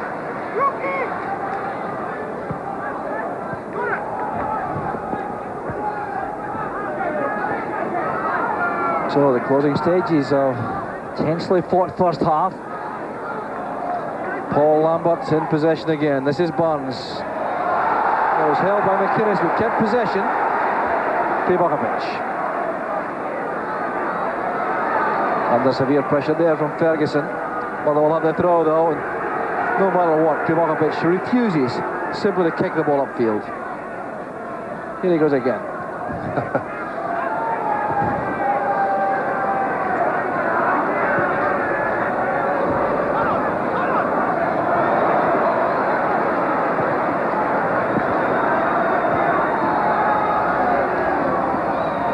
Randy Gorham being invited to play the ball long from his own box here.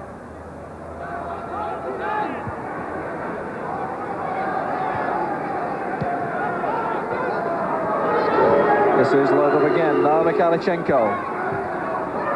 Ferguson's pass, looking for Laudrup again. Good build-up play from Rangers. Sean McSkimming, the challenging play from Motherwell.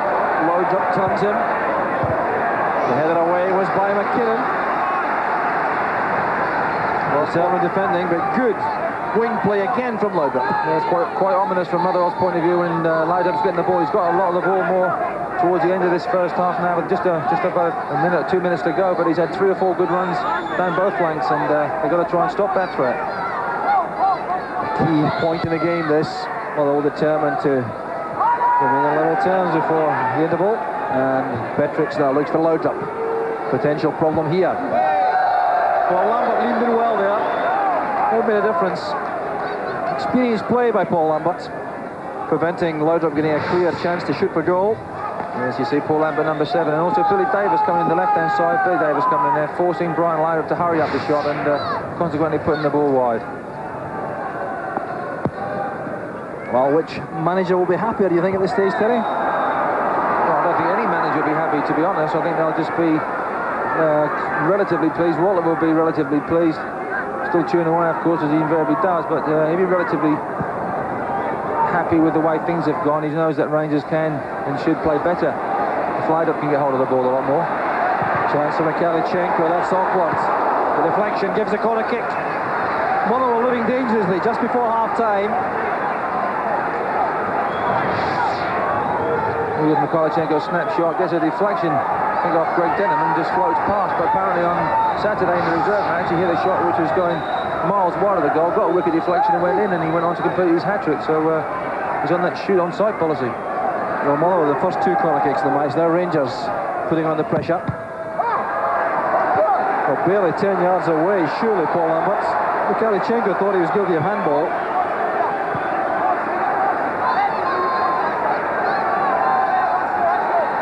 Goff waits again at the edge of the penalty area. Martin's his marker. And again, scrambled off the line. Well, Billy Davis not at all happy with the marking there. Lovely corner by Mikalichenko, headed in here. I think it's Friggin Ferguson and Gordon Jury there just can't quite get the end of it. Lovely ball in. Ian Ferguson's head down here. Gordon Jury just inches away from it. Billy Davis there, just hooking it away for a corner. Mikalichenko again with the end swinger. That was very dangerous again. Well, Motherwell hanging on grimly here towards half-time. Well, we've seen the value of a player on the post, but this time no one prepared to take responsibility. Yes, everybody missing it there, and I think it was Sean McSkimming in the end that just let the ball go. Couldn't quite touch it, otherwise it would have gone for an own goal. But Rangers have so many players in the box, so many players capable of getting up and winning balls, and you know, so it's a case of Motherwell, who do they play against? So the half-time whistle, and no scoring, but Paul Lambert perhaps came closest for Motherwell, certainly. But next in control and shot, which brought him a great save from Andy Gorham. But Brian Laudrup's improving play throughout the match, ominous as far as Motherwell are concerned. They've been hanging on grimly towards half-time as the balance of play switched. But at half-time at Fir Park, it's Motherwell 0, Rangers 0.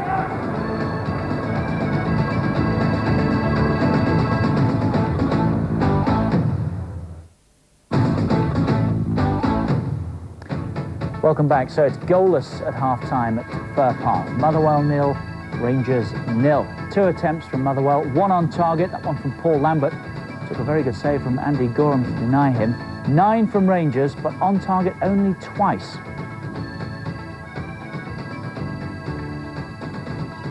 It has flowed. Again, that happened last night, first half.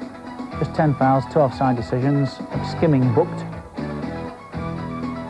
The action areas, Rangers have had the better of that, but less of the possession, 51% to Motherwell. Ball in play just over the half hour. And our guest tonight is Charlie Nicholas. Terrific attempt from Paul Lambert early on that Andy Gorham needed to be on his toes to save, Charlie. I think the boys were making the point in commentary. Down the years, Rangers keepers have had to be able to do that. Because they've sat for the most part and watched. Well, they do. This is a great ability that Gorham's got of producing this. I think he's now becoming one of the great Rangers goalkeepers. what he does ever so well is that he stands up and makes it, whoever's going to have the shot, he makes him decide, and then he takes a gamble from there. He's done that so often for Rangers, it's incredible. He keeps doing it. Everybody says the problems he's got with his knees, but great agility there to save that. Something we were talking about most of last night on the Monday Night Football. You cast your mind back to Sunday, Schmeichel and Collymore. Something Peter Schmeichel did particularly well for Manchester United. He has that great ability also, making the guys make decisions, and it's so much more difficult for a forward or even a midfield player coming in trying to beat the goalkeeper, because the keeper's making you make a decision, and it's tough enough trying to beat them at the best of times. Rangers with 9 attempts, but only on target twice. That's not good enough, is it? No, it's not been that. I don't think Rangers have played well. Not really been a great amount of penetration. This is one of them. Ian Ferguson, great header. Gordon Jury's just a little bit short of taking a gamble and getting in, but Roddy's done well. He's cleared it away. It's a great header, in fairness. But I think Rangers' real threat has been when Laudrup's running at people and creating things. And other than that, it's been a long throw-in and Goff's headers. But other than that, the finishing's been quite poor. Are you surprised to see the possession there, that Motherwell have had 51% of it, the better of it? Yeah, that surprises me. I really thought for the first 20 minutes there wasn't much in it. There wasn't much penetration either from both. But in all honesty, I thought the last 25 minutes Rangers have really been in control and look more like scoring than Motherwell do. Is it coming? Is there a goal on the way? I can see it coming. I think Rangers are going to eventually score. They're going to pin them in, I think. And as you see, Motherwell play some nice stuff, but they're not really managing to play in Rangers' half, and Rangers tend to take the game and control it from there. Right now, the other half of Glasgow must be pleased enough with Rangers being held 0-0. If it finished like that, only 2 points the gap then, and it's very interesting, isn't it? Well, it's interesting at the moment. I mean, even if they came away with a draw tonight and 2 points, as you say, it's giving Celtic then the opportunity. All they need is another slip-up from Rangers, and they could be top. Goalless at the moment at Fir Park. Motherwell 0, Rangers 0. It's been a good half for Motherwell. Not so good for Rangers. We'll find out if they can find a way through when we come back.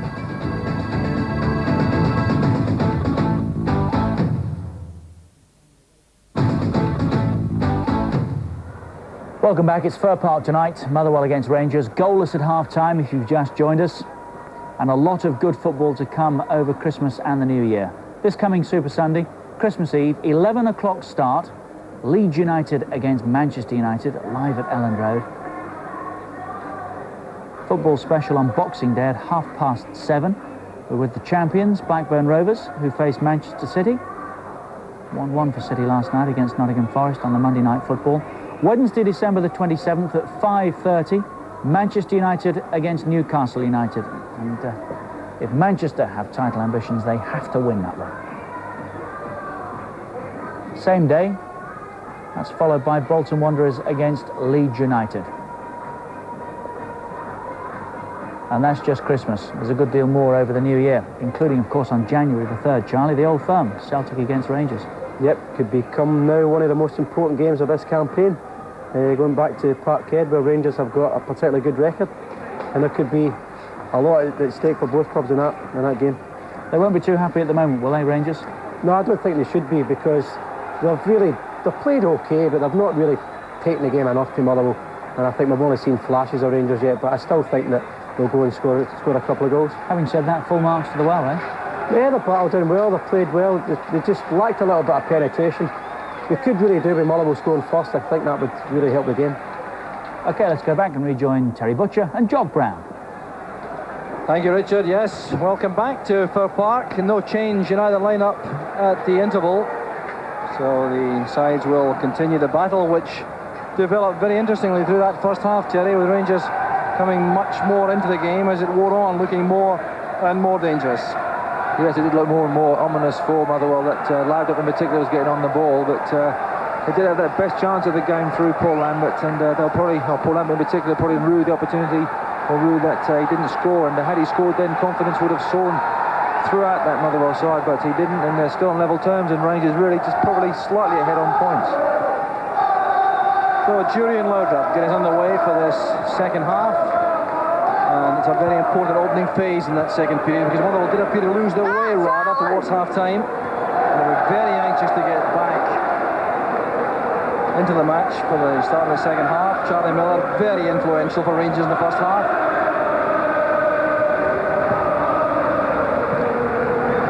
So here's Andy Roddy now, turning well. Shackled from behind by McInnes. Now Davis. Sean McSkimming has Lambert ahead. Foul committed there by Derek McInnes, suggesting that the referee McCluskey that he won the ball, but to do so he had to foul Paul Lambert. But the problem here is there's no target for Billy Davies. Greg Denham is trying to change that. He's gone into the area. Ball not accurate enough to trouble the Rangers defence. Here's Eddie May. Now Lambert. I'm not sure what the intention was there. The back killer from Loudon goes wrong, and Motherwell can build again. May's cross. Denham has stayed forward. This is McKinnon. Now McSkimming.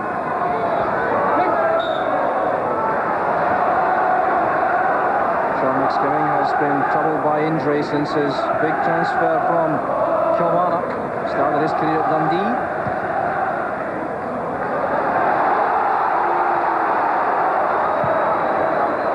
Goal on there looking at Mikhailchenko. From Denham to Krivokapic. Makes space for himself so well. This is Martin. Now Roddy going in behind the Rangers defence. And Alan McLaren kept cool. Oh, had Roddy been able to collect that on the drop first up, he had a great chance to score.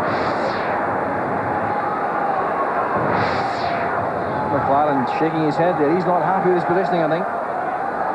Now Paul Lambert with the corner. Denham staying forward again. Not appreciating Petrich's attention.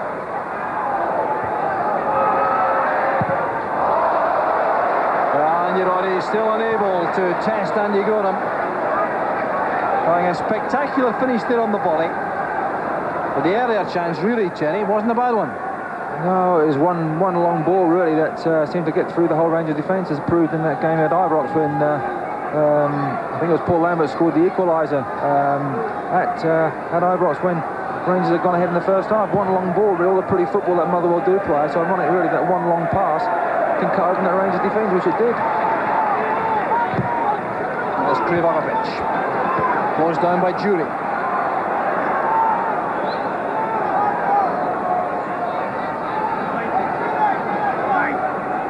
Well, clearly the recognition is obvious from Alec McLeish about the lack of aerial power whenever Motherwell get forward. That's why Greg Denham has been given some licence to join the attack at set pieces particularly. Eddie May. Roddy looking for Barnes, who slipped from the tongue. It's well struck by McLaren to Robertson. There's Denham. McInnes did just enough. McLaren forced the volley by Roddy. Came off Rob McKinnon.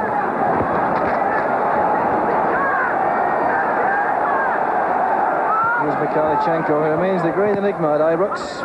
Full of skill and ability, Mikhailchenko, without delivering quite enough, I reckon.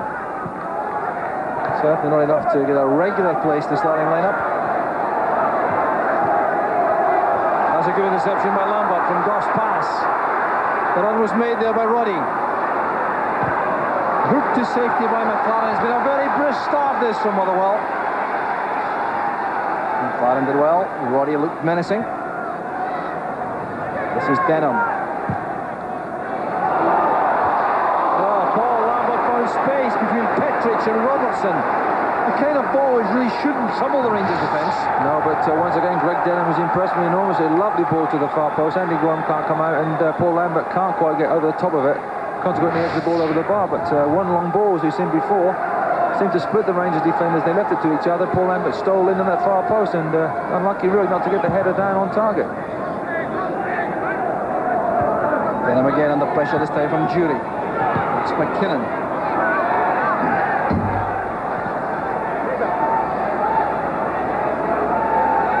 So McLaren will take the throw. Mikhailchenko finds Ferguson. Good play by McLaren. Mikhailchenko has Ferguson available on the right. Good play by Martin. Well, judgment there was terrific. And Martin again did just enough to play it away from Laudrup. As Krivokapic.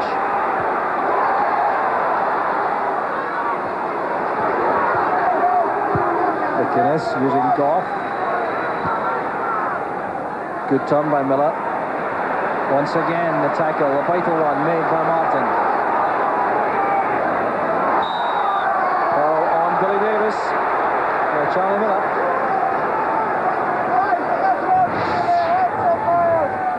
Yes, good. Billy Davis just go down here and just see Charlie Miller coming in. Bit of an untidy challenge, but Billy Davis on the floor already.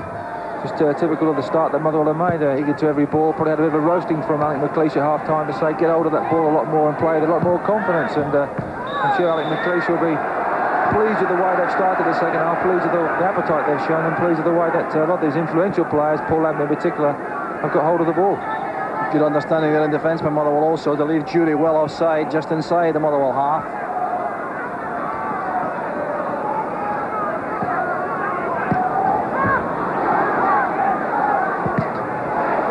Trying to play it long, that's very unusual for him. McKinnon. Now the space not there for McKinnon on the flank. Started his career at Newcastle United. Then came to Motherwell via Hartlepool United. Great acquisition for Motherwell.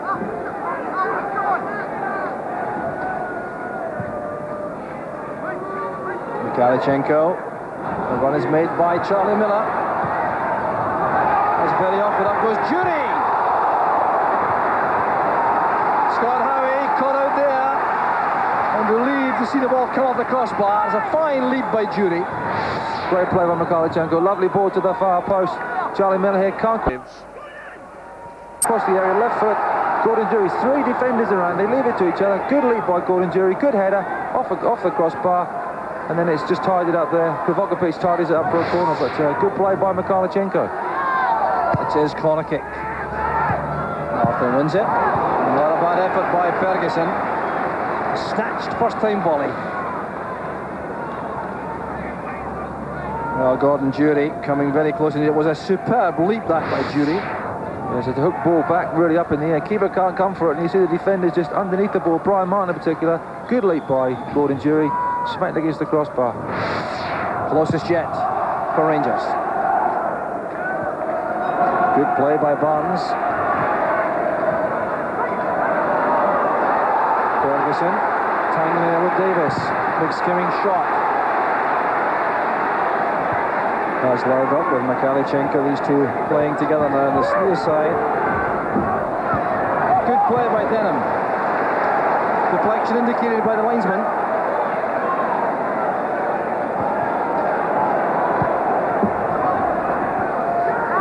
Alec Burns had no support inside there. Golf had all the time in the world.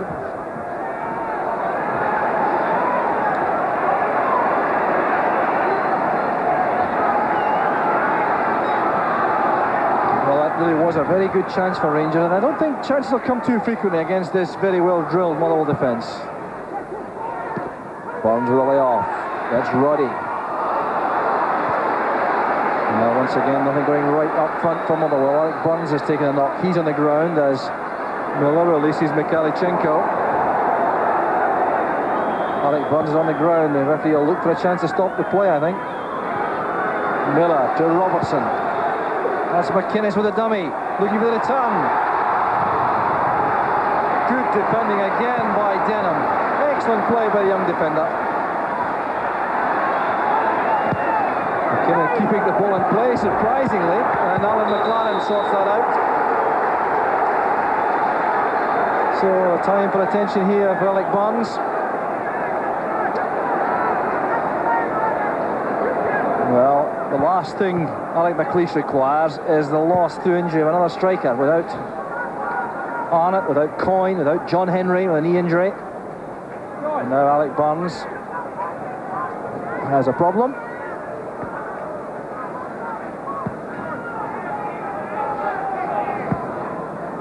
I think he just got a bit of a dig in the ribs there. He's shaking his head there. Doesn't look good, but sure once he gets on his feet, I'm sure he'll be determined to battle on and to play on. I think McLeish is probably looking the other way at the moment. Just doesn't really want to acknowledge the fact that his striker's down.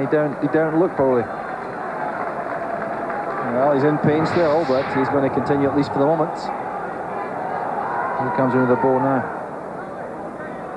Slide into him then. Yes, actually gets struck in the stomach by Andy Roddy's ball. So nothing serious, and he'd just be a bit winded, that's all. As Goff looking for Mikalichenko. Ferguson and McKinnon clash. The result is a throw to Rangers. Uncompromising in the extreme, Ian Ferguson.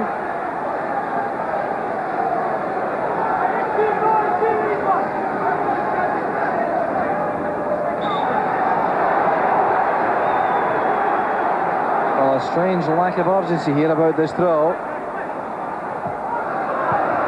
McLaren to Mikalichenko. Julie did well. Skimming doing some good defensive work. Martin pumping the ball long downfield. Goff wins this comfortably. Well, Jordan didn't fancy that too much, bouncing awkwardly towards him.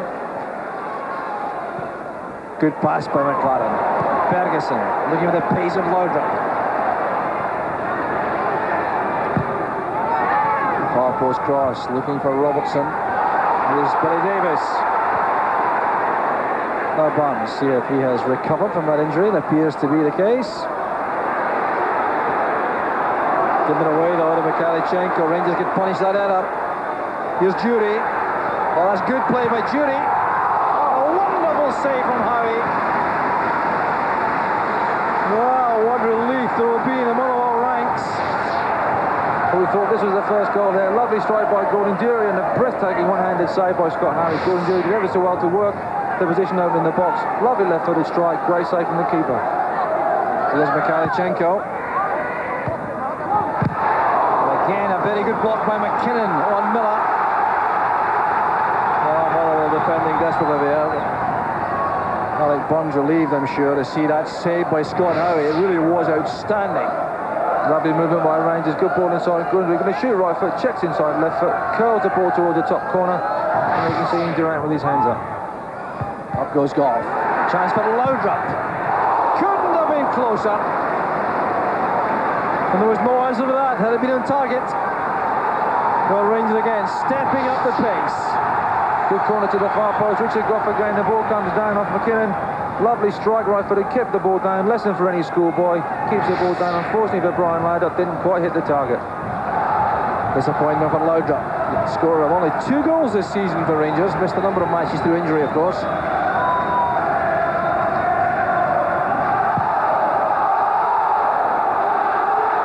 Up goes Petric. Jury posing problems now for the Motherwell defence. One good header, one good left foot shot. Getting there first. That's McKinnon. Now Roddy. Davis. Off goes Barnes. Good running by the youngster up front. McLaren hounding him.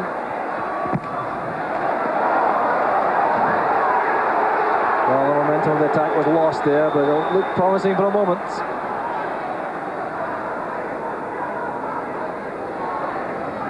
So Rob McKinnon now with the throw, and plenty of movement around. Good play by Mikalichenko. Covering player there is Paul Lambert, whose jersey was held by Mikalichenko clearly. Mikalichenko will be in trouble here, I think, for refusing to retreat quickly enough. Paul Lambert expressing his anger. Denham switches the play. Here's Martin. Charged down well by Miller. Martin had to do the recovery work again with a fine tackle on Laudrup. And I reckon that Brian Martin must have been more good tackler than Brian Laudrup in this match tonight than many a defender has for a while. Yes, he's played very well. He's been on the ground to match him in pace of thought as well as strength and everything else. So he's had an outstanding game so far, Brian Martin. Well, that's terrific anticipation. Shown there by Miodrag Krivokapic to retrieve his own error. It allows Lambert to break. Bonds. He's done it well against Goff. This is promising for Motherwell. And a corner kick conceded happily there by Ian Ferguson. That's good play by Barnes. Yeah, for the first time in the game he goes wide. Richard Goff thinks he's got him on the touchline, turns inside. Richard Goff can't quite get him. Now he looks across, so he can drill a ball across the face of the box, but Ian Ferguson was there. Otherwise, Eddie May was just behind Ian Ferguson for a simple tap-in. So past the hour mark, still looking for the opening goal. Both sides stepping up their efforts in that connection, and there's Roddy. Good cut there, and Brian Martin got up so well to that. A very powerful figure in the air in both penalty boxes. And Brian Martin comes in, could have kept a great display tonight by heading that one in. Instead, heads it over, can't quite get down the target. Two Rangers players there did well to get his head onto the ball, but can't quite direct it down on target. Ball will come forward again with McSkimming. Tackle came from McInnes. Certainly pinned down McSkimming. In goes Denham. Terrific tackle on Laudrup. Lambert. Martin has found space again. And the offside flag was up. The offside linesman halted that move. Well, it's been played now like a real cup tie this match. Both sides, I think, have formed the view that 1 point isn't enough. Petric. Now McInnes. Laudrup takes over. Kalichenko. Good tackle there again, this time by McSkimming.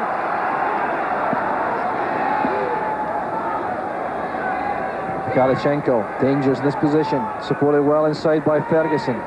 Here's Mikalichenko again on his left foot. The offside flag was up against Charlie Miller. Even though Paul Lambert completed the interception. Be right what you say, Jock, end-to-end stuff here. Mikalichenko coming inside. You think he's going to have a shot on his left foot, and as we can quite see, the camera angle's perfect there. Charlie Miller just running into an offside position. Probably Mikalichenko ruined the fact now he did make the pass and not have a crack with his left foot. And there is activity from the Rangers bench. Substitutes warming up.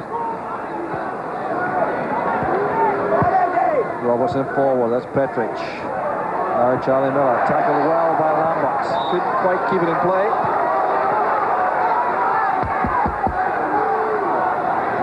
Well, there's a growing impression here that this match is perhaps absolutely crucial to Motherwell. Playing against the league leaders, the champions, and won in the league, but competing extremely effectively. And you wonder what difference it would make if they could just snatch a lead here. McLaren hustled all the way by Bonds, who gave him no time at all on the ball. Not happy with the decision.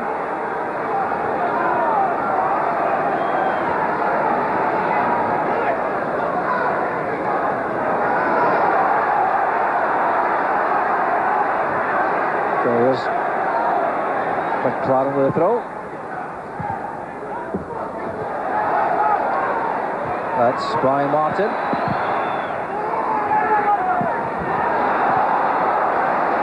Skimming under pressure there from Ferguson. Here's Laudrup again. Assessing the options ahead. And again, Krivokapic makes the interception.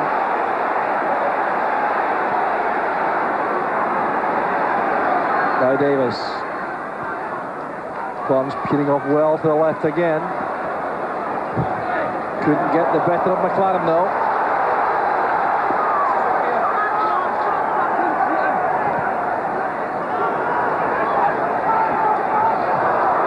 An error there by McInnes. Here's Andy Roddy. What can he do with this?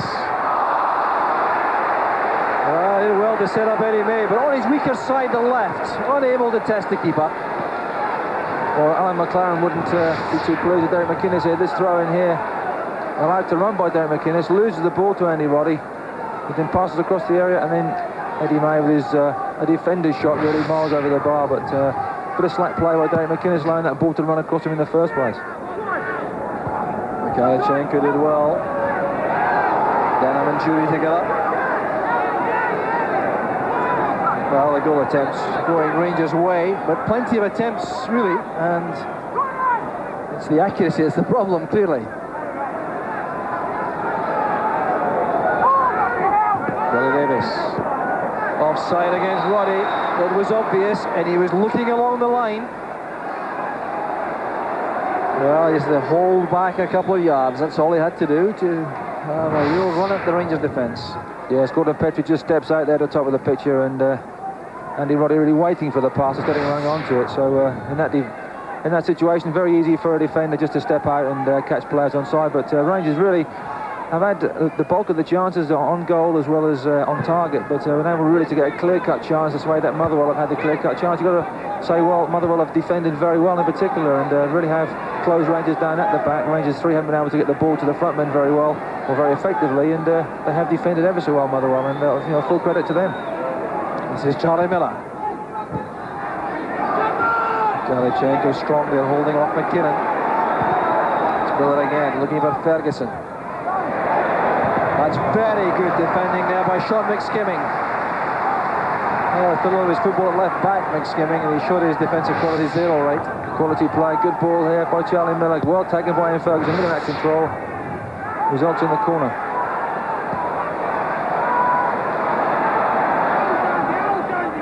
That's good play by Barnes. Very nimble indeed. Now taking on McLaren. Wow. Comes to an end there. Disappointingly, Andy Roddy committing that foul on McInnes.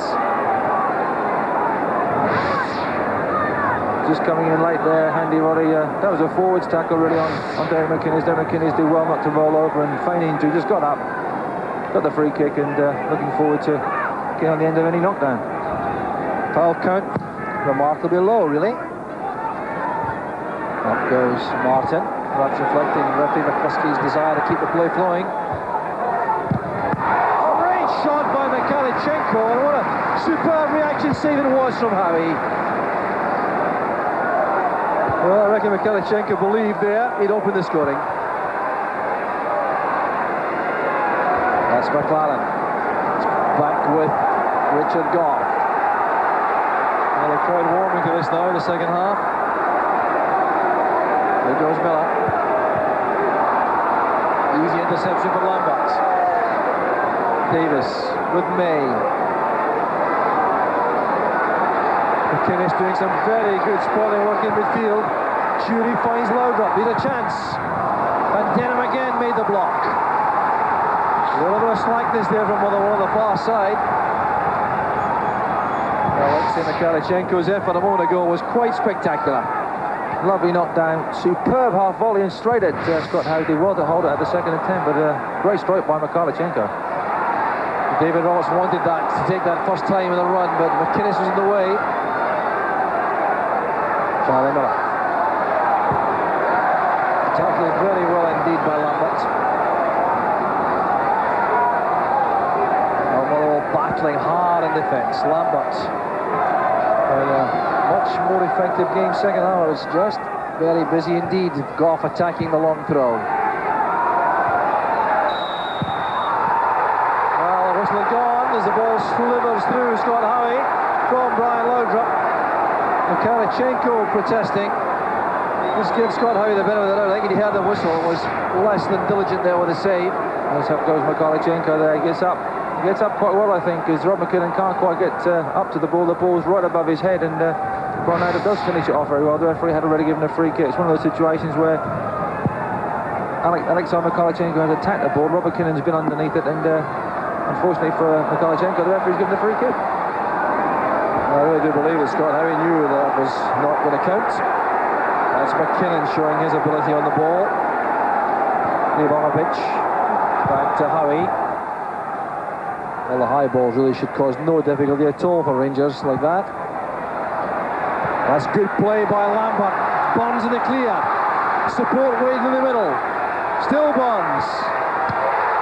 And he's hit the post.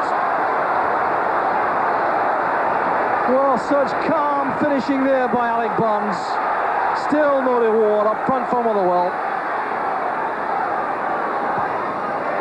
And now the counter-attack on for Rangers, led by Laudrup. Miller to the left. Robertson arriving later on the left. Still Laudrup. Here's Robertson. Thumped away in the end by Kubokovic.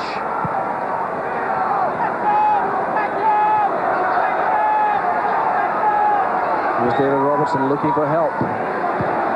Provided there well by McInnes. This is Laudrup again. No way past Krivonovic. Such a determined tackle. And Bonds is away from Petric again. Another problem for the Rangers defence. Turned away by Goff, and really the options inside weren't sufficient for Motherwell. Bonds doing so well on the right hand side. Great breakaway by Alex Burns. Good first touch into the box now. He thinks about shooting. Richard Goff thinks he's going to block him. Slips over, comes inside on his right foot, hammers it across the face of the goal. It's a deflection off McLaren, hits the base of the post and comes out. Really unlucky for Alex Burns, who's come into the game now. Had a bit of a quiet first half, bit of a quiet start to the second half, but really on fire now. So Motherwell's corner taken by Roddy. It's a good one. Goff and Martin together. Neither could make contact. That's Laudrup laying the ball wide here for Miller.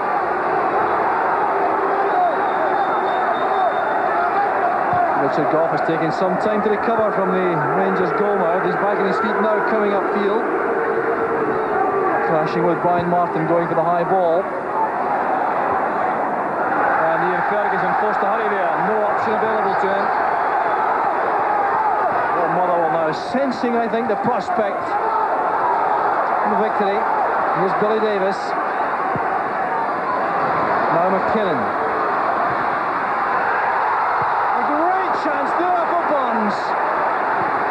Really was laid a plate by McKinnon.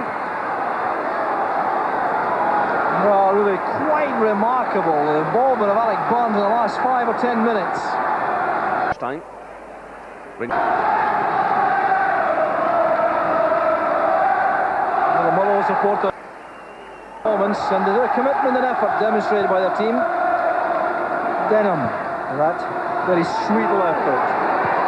No one on the far side though, except Charlie Miller for Rangers.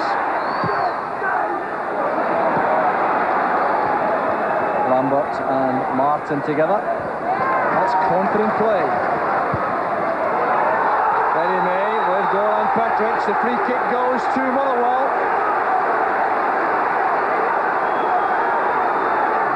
Bonds had that great chance a moment or two ago. Good ball by McKinnon across the face of the goal, and Burns there really aside for the chance. Couldn't quite get his legs right, couldn't quite get the ball down, couldn't quite make contact with the ball in the first place. A real good chance. Alex Burns could have had 2 goals in the space of about 2 or 3 minutes. Rangers can't get the ball away, they can't get the ball out, they can't hold on to the ball and make a few passes and try and kill the situation, try and calm their nerves in on, because Motherwell really are on the ascendancy. Motherwell can't quite finish Rangers off. They've been in some great positions, probably the best positions that they have all game. They've not got a goal to show from it, so I think McLeish will be a little bit disappointed they haven't got anything to show from 2 great breaks, in particular from Alex Burns. But they've still got the momentum, they've still got the free kick on the edge of the box, and Alex Burns really proving a bit of a handful for Richard Goff and also for Gordon Petric. Confidence going on now in the Rangers dugout. Walter Smith has come down to discuss things with Archie Knox and Davy Dodds. Bit of eye damage there for Richard Goff. He had a black eye a couple of weeks ago, so a recurrence perhaps of the damage there. But a free kick from Motherwell. The same trio involved again. Lambert, Davis, McKinnon. And they got him all that on the line.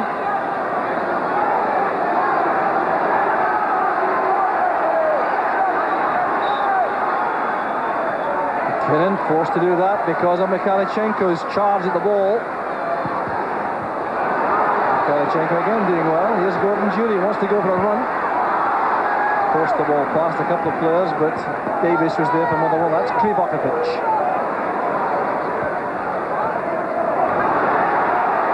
Krivonovic again picks out the pass carefully for Martin. Here's McSkimming. Davis, McSkimming, Bonds, May. Good tackle by Robertson, but once again Motherwell demonstrating a kind of form which took them to the top of the league last season.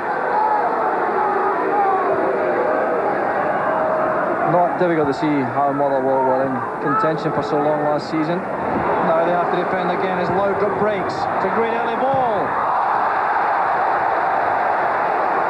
Well, Jury took the decision to take that first time. He had the possibility, I think, of bringing it down. Applauding Brian Laudrup.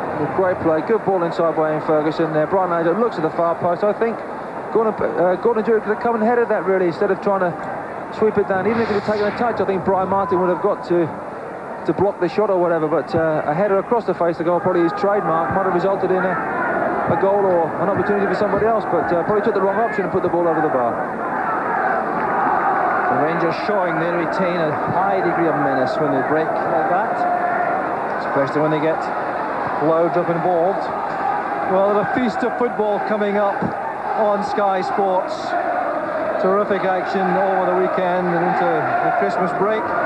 Super Sunday starting at 11 o'clock, note the time. Leeds United against Manchester United. Here's Gordon Jury, the chance for the opener. Scott Howie goes down, and still Motherwell survive. Well, and he may play a pass there to Brian Martin inside the 6-yard box. Quite incredible. Martin clearing up in the end. Scott Howie did well though that time. Goes Goff. Breaks for Mikhailchenko. Goff attacking the ball again. There's Jury. That's a very good turn by Jury. Looking for a rash tackle inside the box. Back with David Robertson. Goff goes up again. Well held by Howie. Well, the ball played through to Gordon Jury now. He just good bit of pace here, good bit of strength. Holds off Brian Martin, thinks about placing it, tries to go inside Scott Howie, tries to lay the ball, I think, into somebody's path. Scott Howie didn't quite read the dummy, able to get back, and Eddie May passed to Brian Martin, who's able to clear the danger. But good play, typical endemic, really, of Motherwell's team spirit. They're clean through their Gordon Jury. They managed to get back in numbers, they managed to get back in force, and that's been typical of their performance, a really rugged and solid performance from them. That's Mikhailchenko back defending. Here's Eddie May. Well, scarce enough time because of the action this match to tell you about the matches coming up.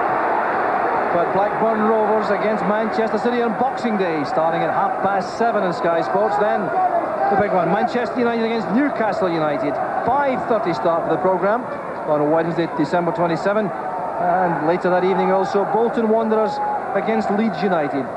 It really is a feast.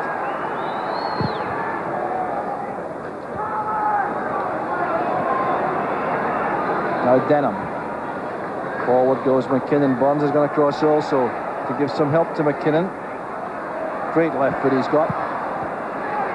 Mikhailchenko. Another excellent left foot. Gordon Jury takes the break of the ball there. McKinnon wins it back. Well, it's really remarkable, Terry. This game's still goalless. We've had some great efforts on goal, great saves by the goalkeepers. Woodwork's been hit twice, once on either side. We've had blocks, headers, everything scrambles in the goal with one-on-ones. We've had a lot, really. We haven't got a goal, and we should have got a goal from either side. So a foul there by Gordon Petrich on Andy Roddy. And a change going to be made here by Motherwell. Brian Martin, who's been struggling with injury, he has to come off after a terrific performance in the heart of that Motherwell defence. And the replacement going on is Innes Ritchie, a direct replacement, centre-back for centre-back. 22-year-old. He's had some first-team experience this season. He's helped on by Barnes. Goff turns it away. Time for Roddy here to set up a cross. That's McSkimming. Thought about taking that on the hook, but turns back. May forward. There's no offside. It's back with Denham. Now McSkimming. Well, there were chances there, options all over the place. Over on the far side, Billy Davis was screaming for the ball. Alec McLeish's down there, looking tense. There's an old dink ball into the box here. Burns really had a lot more space than he thought he had. Probably should have met that first time, Greg Denham, but he didn't. He just laid the ball off there to McSkimming and put a shot wide. But Greg Denham, had that ball been on his left-hand side, he would have been able to smash that one on goal. But as it came straight down to the middle of him, he couldn't decide which foot to strike it with, and consequently passed to McSkimming and put it over the bar. Good chance.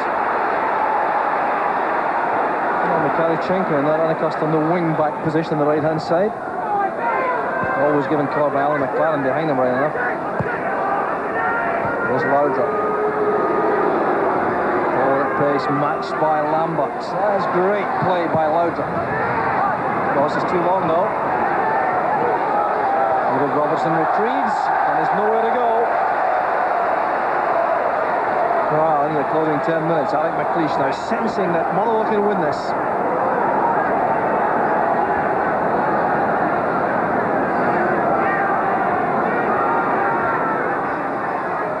Certainly a blow though to lose Brian Martin at this stage, Terry.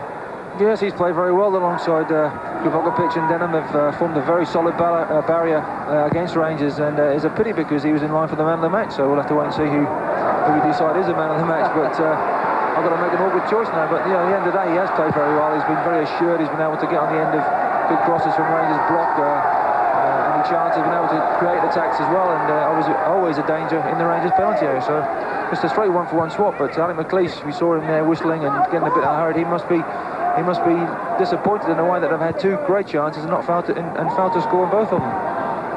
McKinnon trying to get the better of Mikalichenko. He's managed that. That's a very good cross. Chance on this time.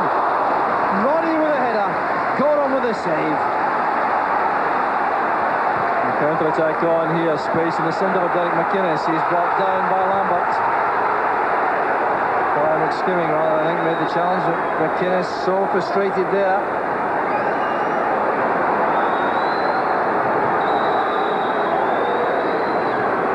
Substitute again for Motherwell, and another player limping off is Billy Davis. So he goes off, and number 12 coming on is Jamie Dolan. That's the first of these electronic score signs there for the substitutes of this country. Motherwell with that Italian invention to demonstrate the change of players. Dennis flights it in, it's headed on by Goff, met well by Denham, resisting the challenge of Ferguson. Ferguson again. He's overhit the pass. Well, reaching a stage in the match, Terry, where one goal can win this. Yes, one goal. We'll probably see a scrappy goal as well that will win it, because they've seen some great quality chances, great quality play, and good goalkeeping on both sides, with Scott Howe and Andy Goran, when called upon, to produce some terrific saves. And has been end-to-end stuff. It has been a hungry match. Both sides are eager for the points, of course, and no call has been asked, no call has been given. So it's been a very tense and physical battle. But there has been quality there. There has been some good chances. There has been quality passing. So at the end of the day, the punters especially should be pleased with the match.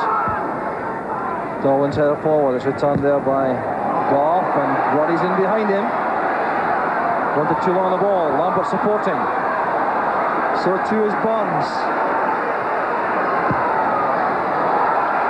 And Goff goes to the rescue of Ferguson. McLaren completes the clearance only as far as Dolan. Now McKinnon. Came off Dolan last. It's a throw to Rangers.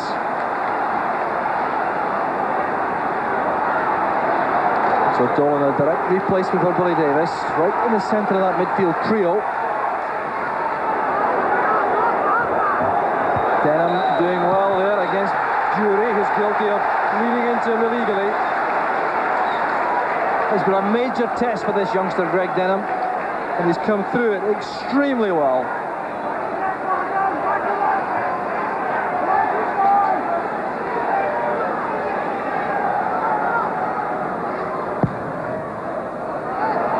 It's easy for David Robertson, but slicing the header, rather. It's McKinnon knocking in his space for Dolan. Mikalichenko did well. Here's Derek McInnes. Ferguson picks out Robertson. This is Petrich. Mikalichenko limping heavily down below us on the Rangers' right. Pass intended there for Robertson. Andy Roddy back there, marking him. They were both at Pittodrie together with Aberdeen.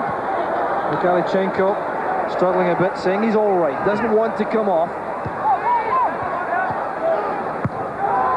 Ennis Ritchie with the clearing, right-footed ball upfield, and now it is Miodrag Kupokovic. Well, just hates to thump the ball forward, although Scott Howe is left with no option but to do just that. Up goes Goff. Charlie Miller get a touch on. That's for Eddie May. Now Petric. Goff has Alan McLaren available. So in the closing 5 minutes, both sides thinking in terms of winning the match right at the end, and Goff stealing forward there. This is Laudrup. Dragging the ball across the face of the box. Great ball to Ferguson. Close again from Rangers. And the creative work done by Brian Laudrup once more. Good play by Brian Laudrup. Slips the ball inside in. Ferguson on the turn. Quick snapshot. Good strike, good contact, but about 4 or 5 feet wide. Good effort by Rangers, but good play once again by Motherwell. They got players in the way, got players to block him in so that he didn't have a clear passage, but been unable really to make that clear-cut chance. Apart from Gordon Dury's, possibly when he did hit the bar, that all their good players warranted.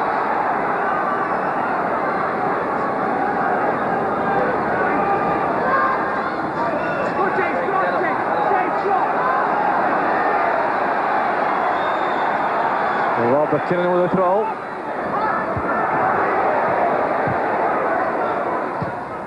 Dolan with McKinnon. Not the angle Dolan was trying to get, I don't think. Jury did well. So then Lambert is offside, Roddy. Toe poked through by Lambert. Roddy slow coming back. Well, really would be a shame, I think, for either side to lose the match at this stage. You have the contribution they both made to the attacking play, the chance making. So the throw goes to Motherwell.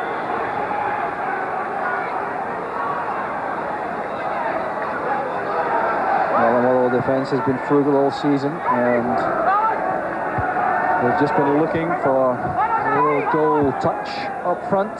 Still hasn't materialised tonight. But they've been resilient at the back, hanging on well. Denham kept it in. Here's Bonds. Tackled there by McLaren.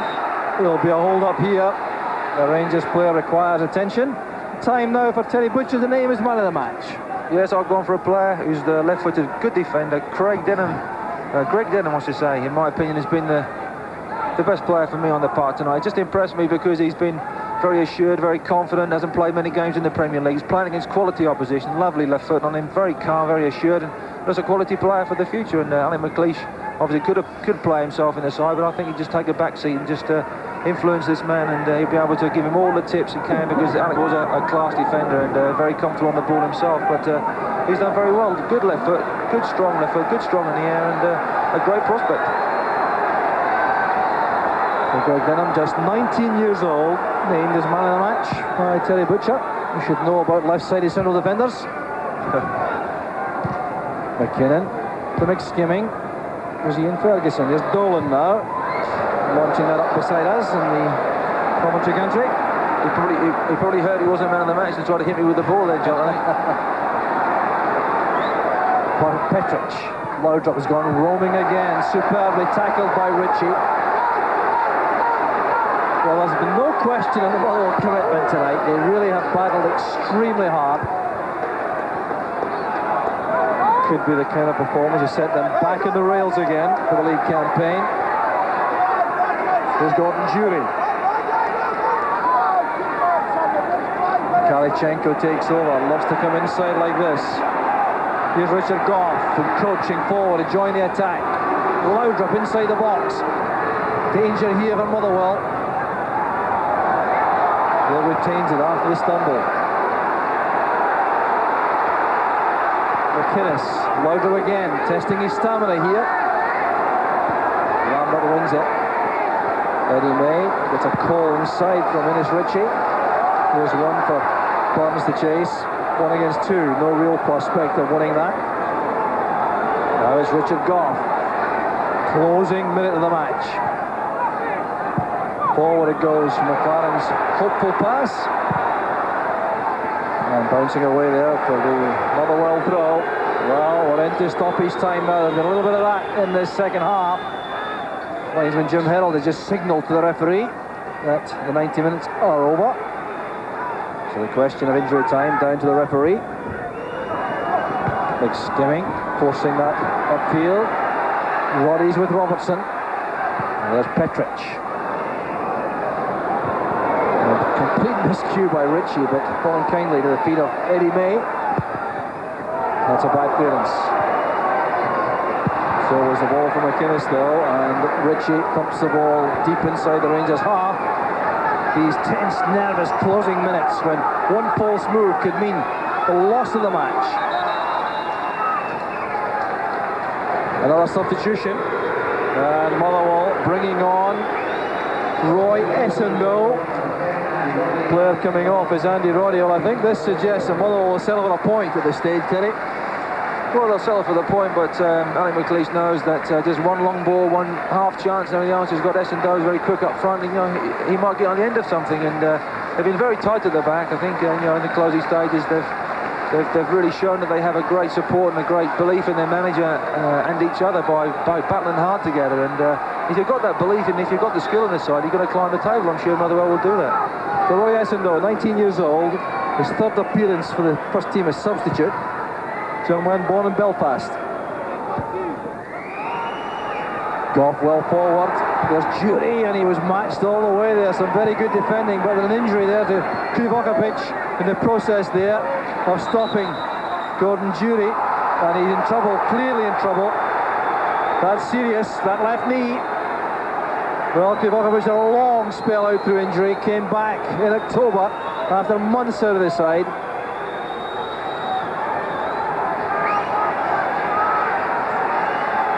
Well, the message is clear on Krivokapic. He's in trouble. Signalling that to the bench. He's not too bad. It's the ball dropping here. It's a bit of a block there. As you can see, Gordon Jury just comes through as he makes this shot. It's one of them balls that just drops down. You have to go for it as a defender.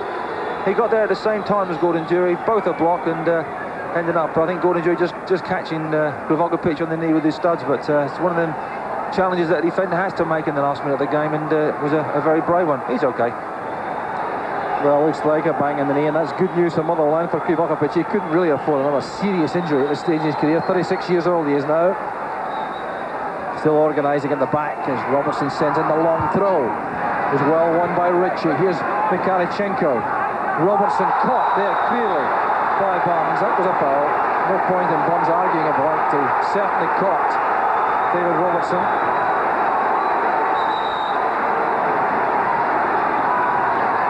So free kick here, the Rangers trying very hard to win the match as they've done so frequently in the closing seconds. It's a good ball in, needs a touch. Dolan still trying to play passes from defence. Lambert sends it long. Barnes chasing. Referee McCluskey's checked his watch again as Robertson sends it back. Still referee McCluskey in the middle, signals the end of a dramatic match. A handshake there, Walter Smith and Alec McLeish. Sharchinocks also. And Motherwell battled manfully to the end there, hanging on a bit at the end. Alec Burns caused so many problems for Rangers in the second half from that right-hand side. And Greg Denham, a tower of strength, the young man, at the back beside Martin and Krivokapic. So Richard Goff trying very hard to inspire a late winner for Rangers, pushing forward. Exchanging pleasantries there with Mio Drag. Krivokapic appears to have recovered completely. And a handshake there from Andy Goram for Krivokapic, also a mark of respect. These Motherwell supporters leaving, and I think Terry entitled to believe that the team may well be back at the rails. Well, I think there's nothing wrong really with Motherwell, that a goal or two wouldn't help, because at the end of the day, because they've created chances, played very well for their manager and everything else. It's just the case that they haven't scored goals. They haven't scored goals on a regular basis. That's why they're at the bottom of the league. If you don't score goals, you don't win games. So now down in the tunnel area, Davy Provan is with Rob McKinnon and Greg Denham. Greg, congratulations, you're Terry Butcher's man of the match tonight. But even after all that effort, it's hardly a result that does much for either side. Do you feel Motherwell deserve more out of the game tonight? I think a point was just about justified. Two teams came very close twice. I think a point was a fair result in the end. It's only your sixth first-team appearance for Motherwell this season. How difficult has it been to make the step up from reserve football to playing against the likes of Brian Laudrup here tonight? There's a big gulf between reserve football and that out there tonight. But the boys have been magnificent to me and they've helped me along great. Rob, what do you make of the contribution that this young man and the likes of Innes Ritchie are making? The big man's done brilliant in the last few games, and he's steadied us up at the back a wee bit. been brilliant. 2 away matches coming up now against Hearts and Falkirk. After tonight's performance, do you feel you can approach them with some confidence? I think we've got to take a wee lift for that tonight. Obviously we didn't win the game, but the next best thing, we never conceded anything, which was good. You might be getting a little bit fed up with moral victories. Are you at a stage now where you'd settle for a bad performance, providing you took the points? I think that'd be nice, it'd be nice over the Christmas period to pick up a few points, definitely. Well, Greg, you're the man of the match. Rob, perhaps you might present the champagne to him. Well done tonight, lads. Well done. Cheers, bro. Cheers. Thanks a lot. Cheers. Thank you. Just in time for Christmas. That's nice, isn't it? Probably stay in the boxes as well until Christmas Eve. 0-0 then at Fir Park, and we'll get Charlie's thoughts on that when we come back.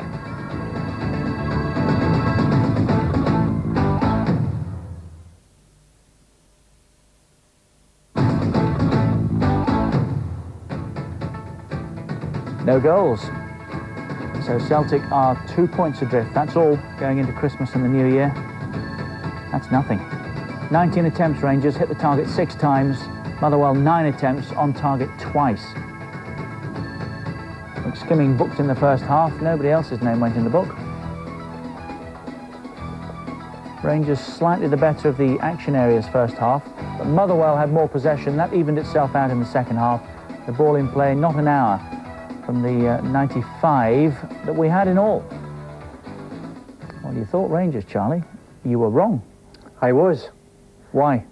Well, I think the finishing was quite poor at times tonight, Rangers. I thought Motherwell in the second half played ever so well. Little Alex Burns was busy disturbing the defence of Rangers, but the finishing was fairly poor. They had some good opportunities to score goals.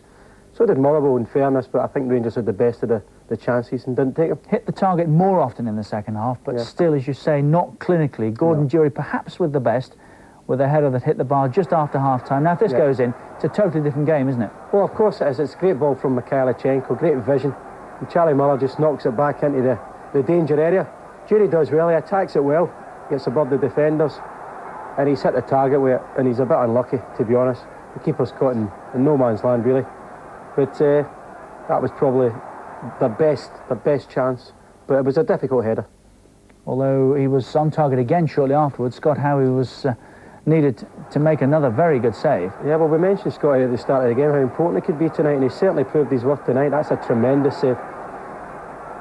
Again, it's Mikhailichenko, and Goff up there again. This is an absolute tremendous strike from Laudrup. But it really didn't look as if, although there was good chances, as if anybody really was going to get a goal, unless it would maybe be a lucky break. But that was a good opportunity again. The longer it went at 0-0, the more Motherwell must have thought, well, actually, we fancy this now. Well, they certainly did. Towards the end, I think they were busy enough. They really didn't get forward in great numbers. But in saying that, little Alex Burns, I thought, was quite a thorn in the second half. Looked dangerous whenever he got running at Goff and Petric in particular. It really gave him serious problems. Got away once or twice, and here's an example of that, when he ended up hitting the post and was very unlucky. It was a good run, wasn't it? But how did he get all that space? It was a great run. You see Petric has been pulled out of the hole. He's straight in it, but this is clever. This is good ability. He's drawn it back inside and completely wrong-footed Richard Goff.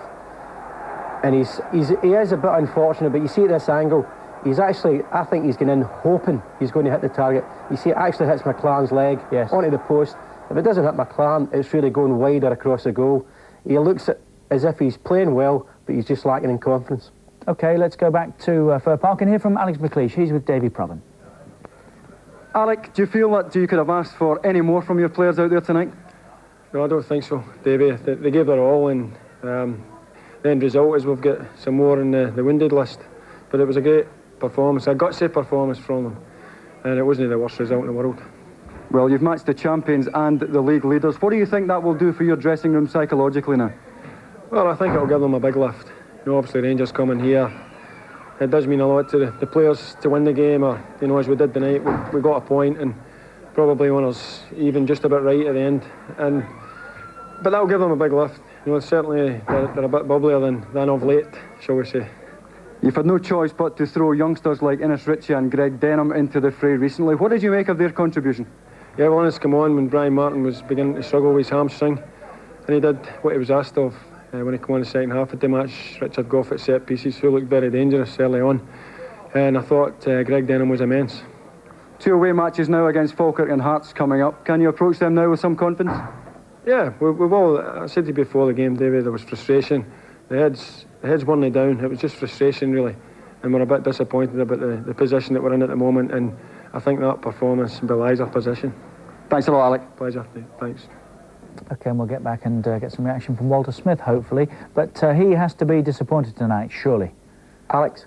Walter Smith. I think Walter will be the most disappointed of the two. Alec was looking for, as he says quite rightly, a gutsy performance. He got that from his team. There was a lot of passion.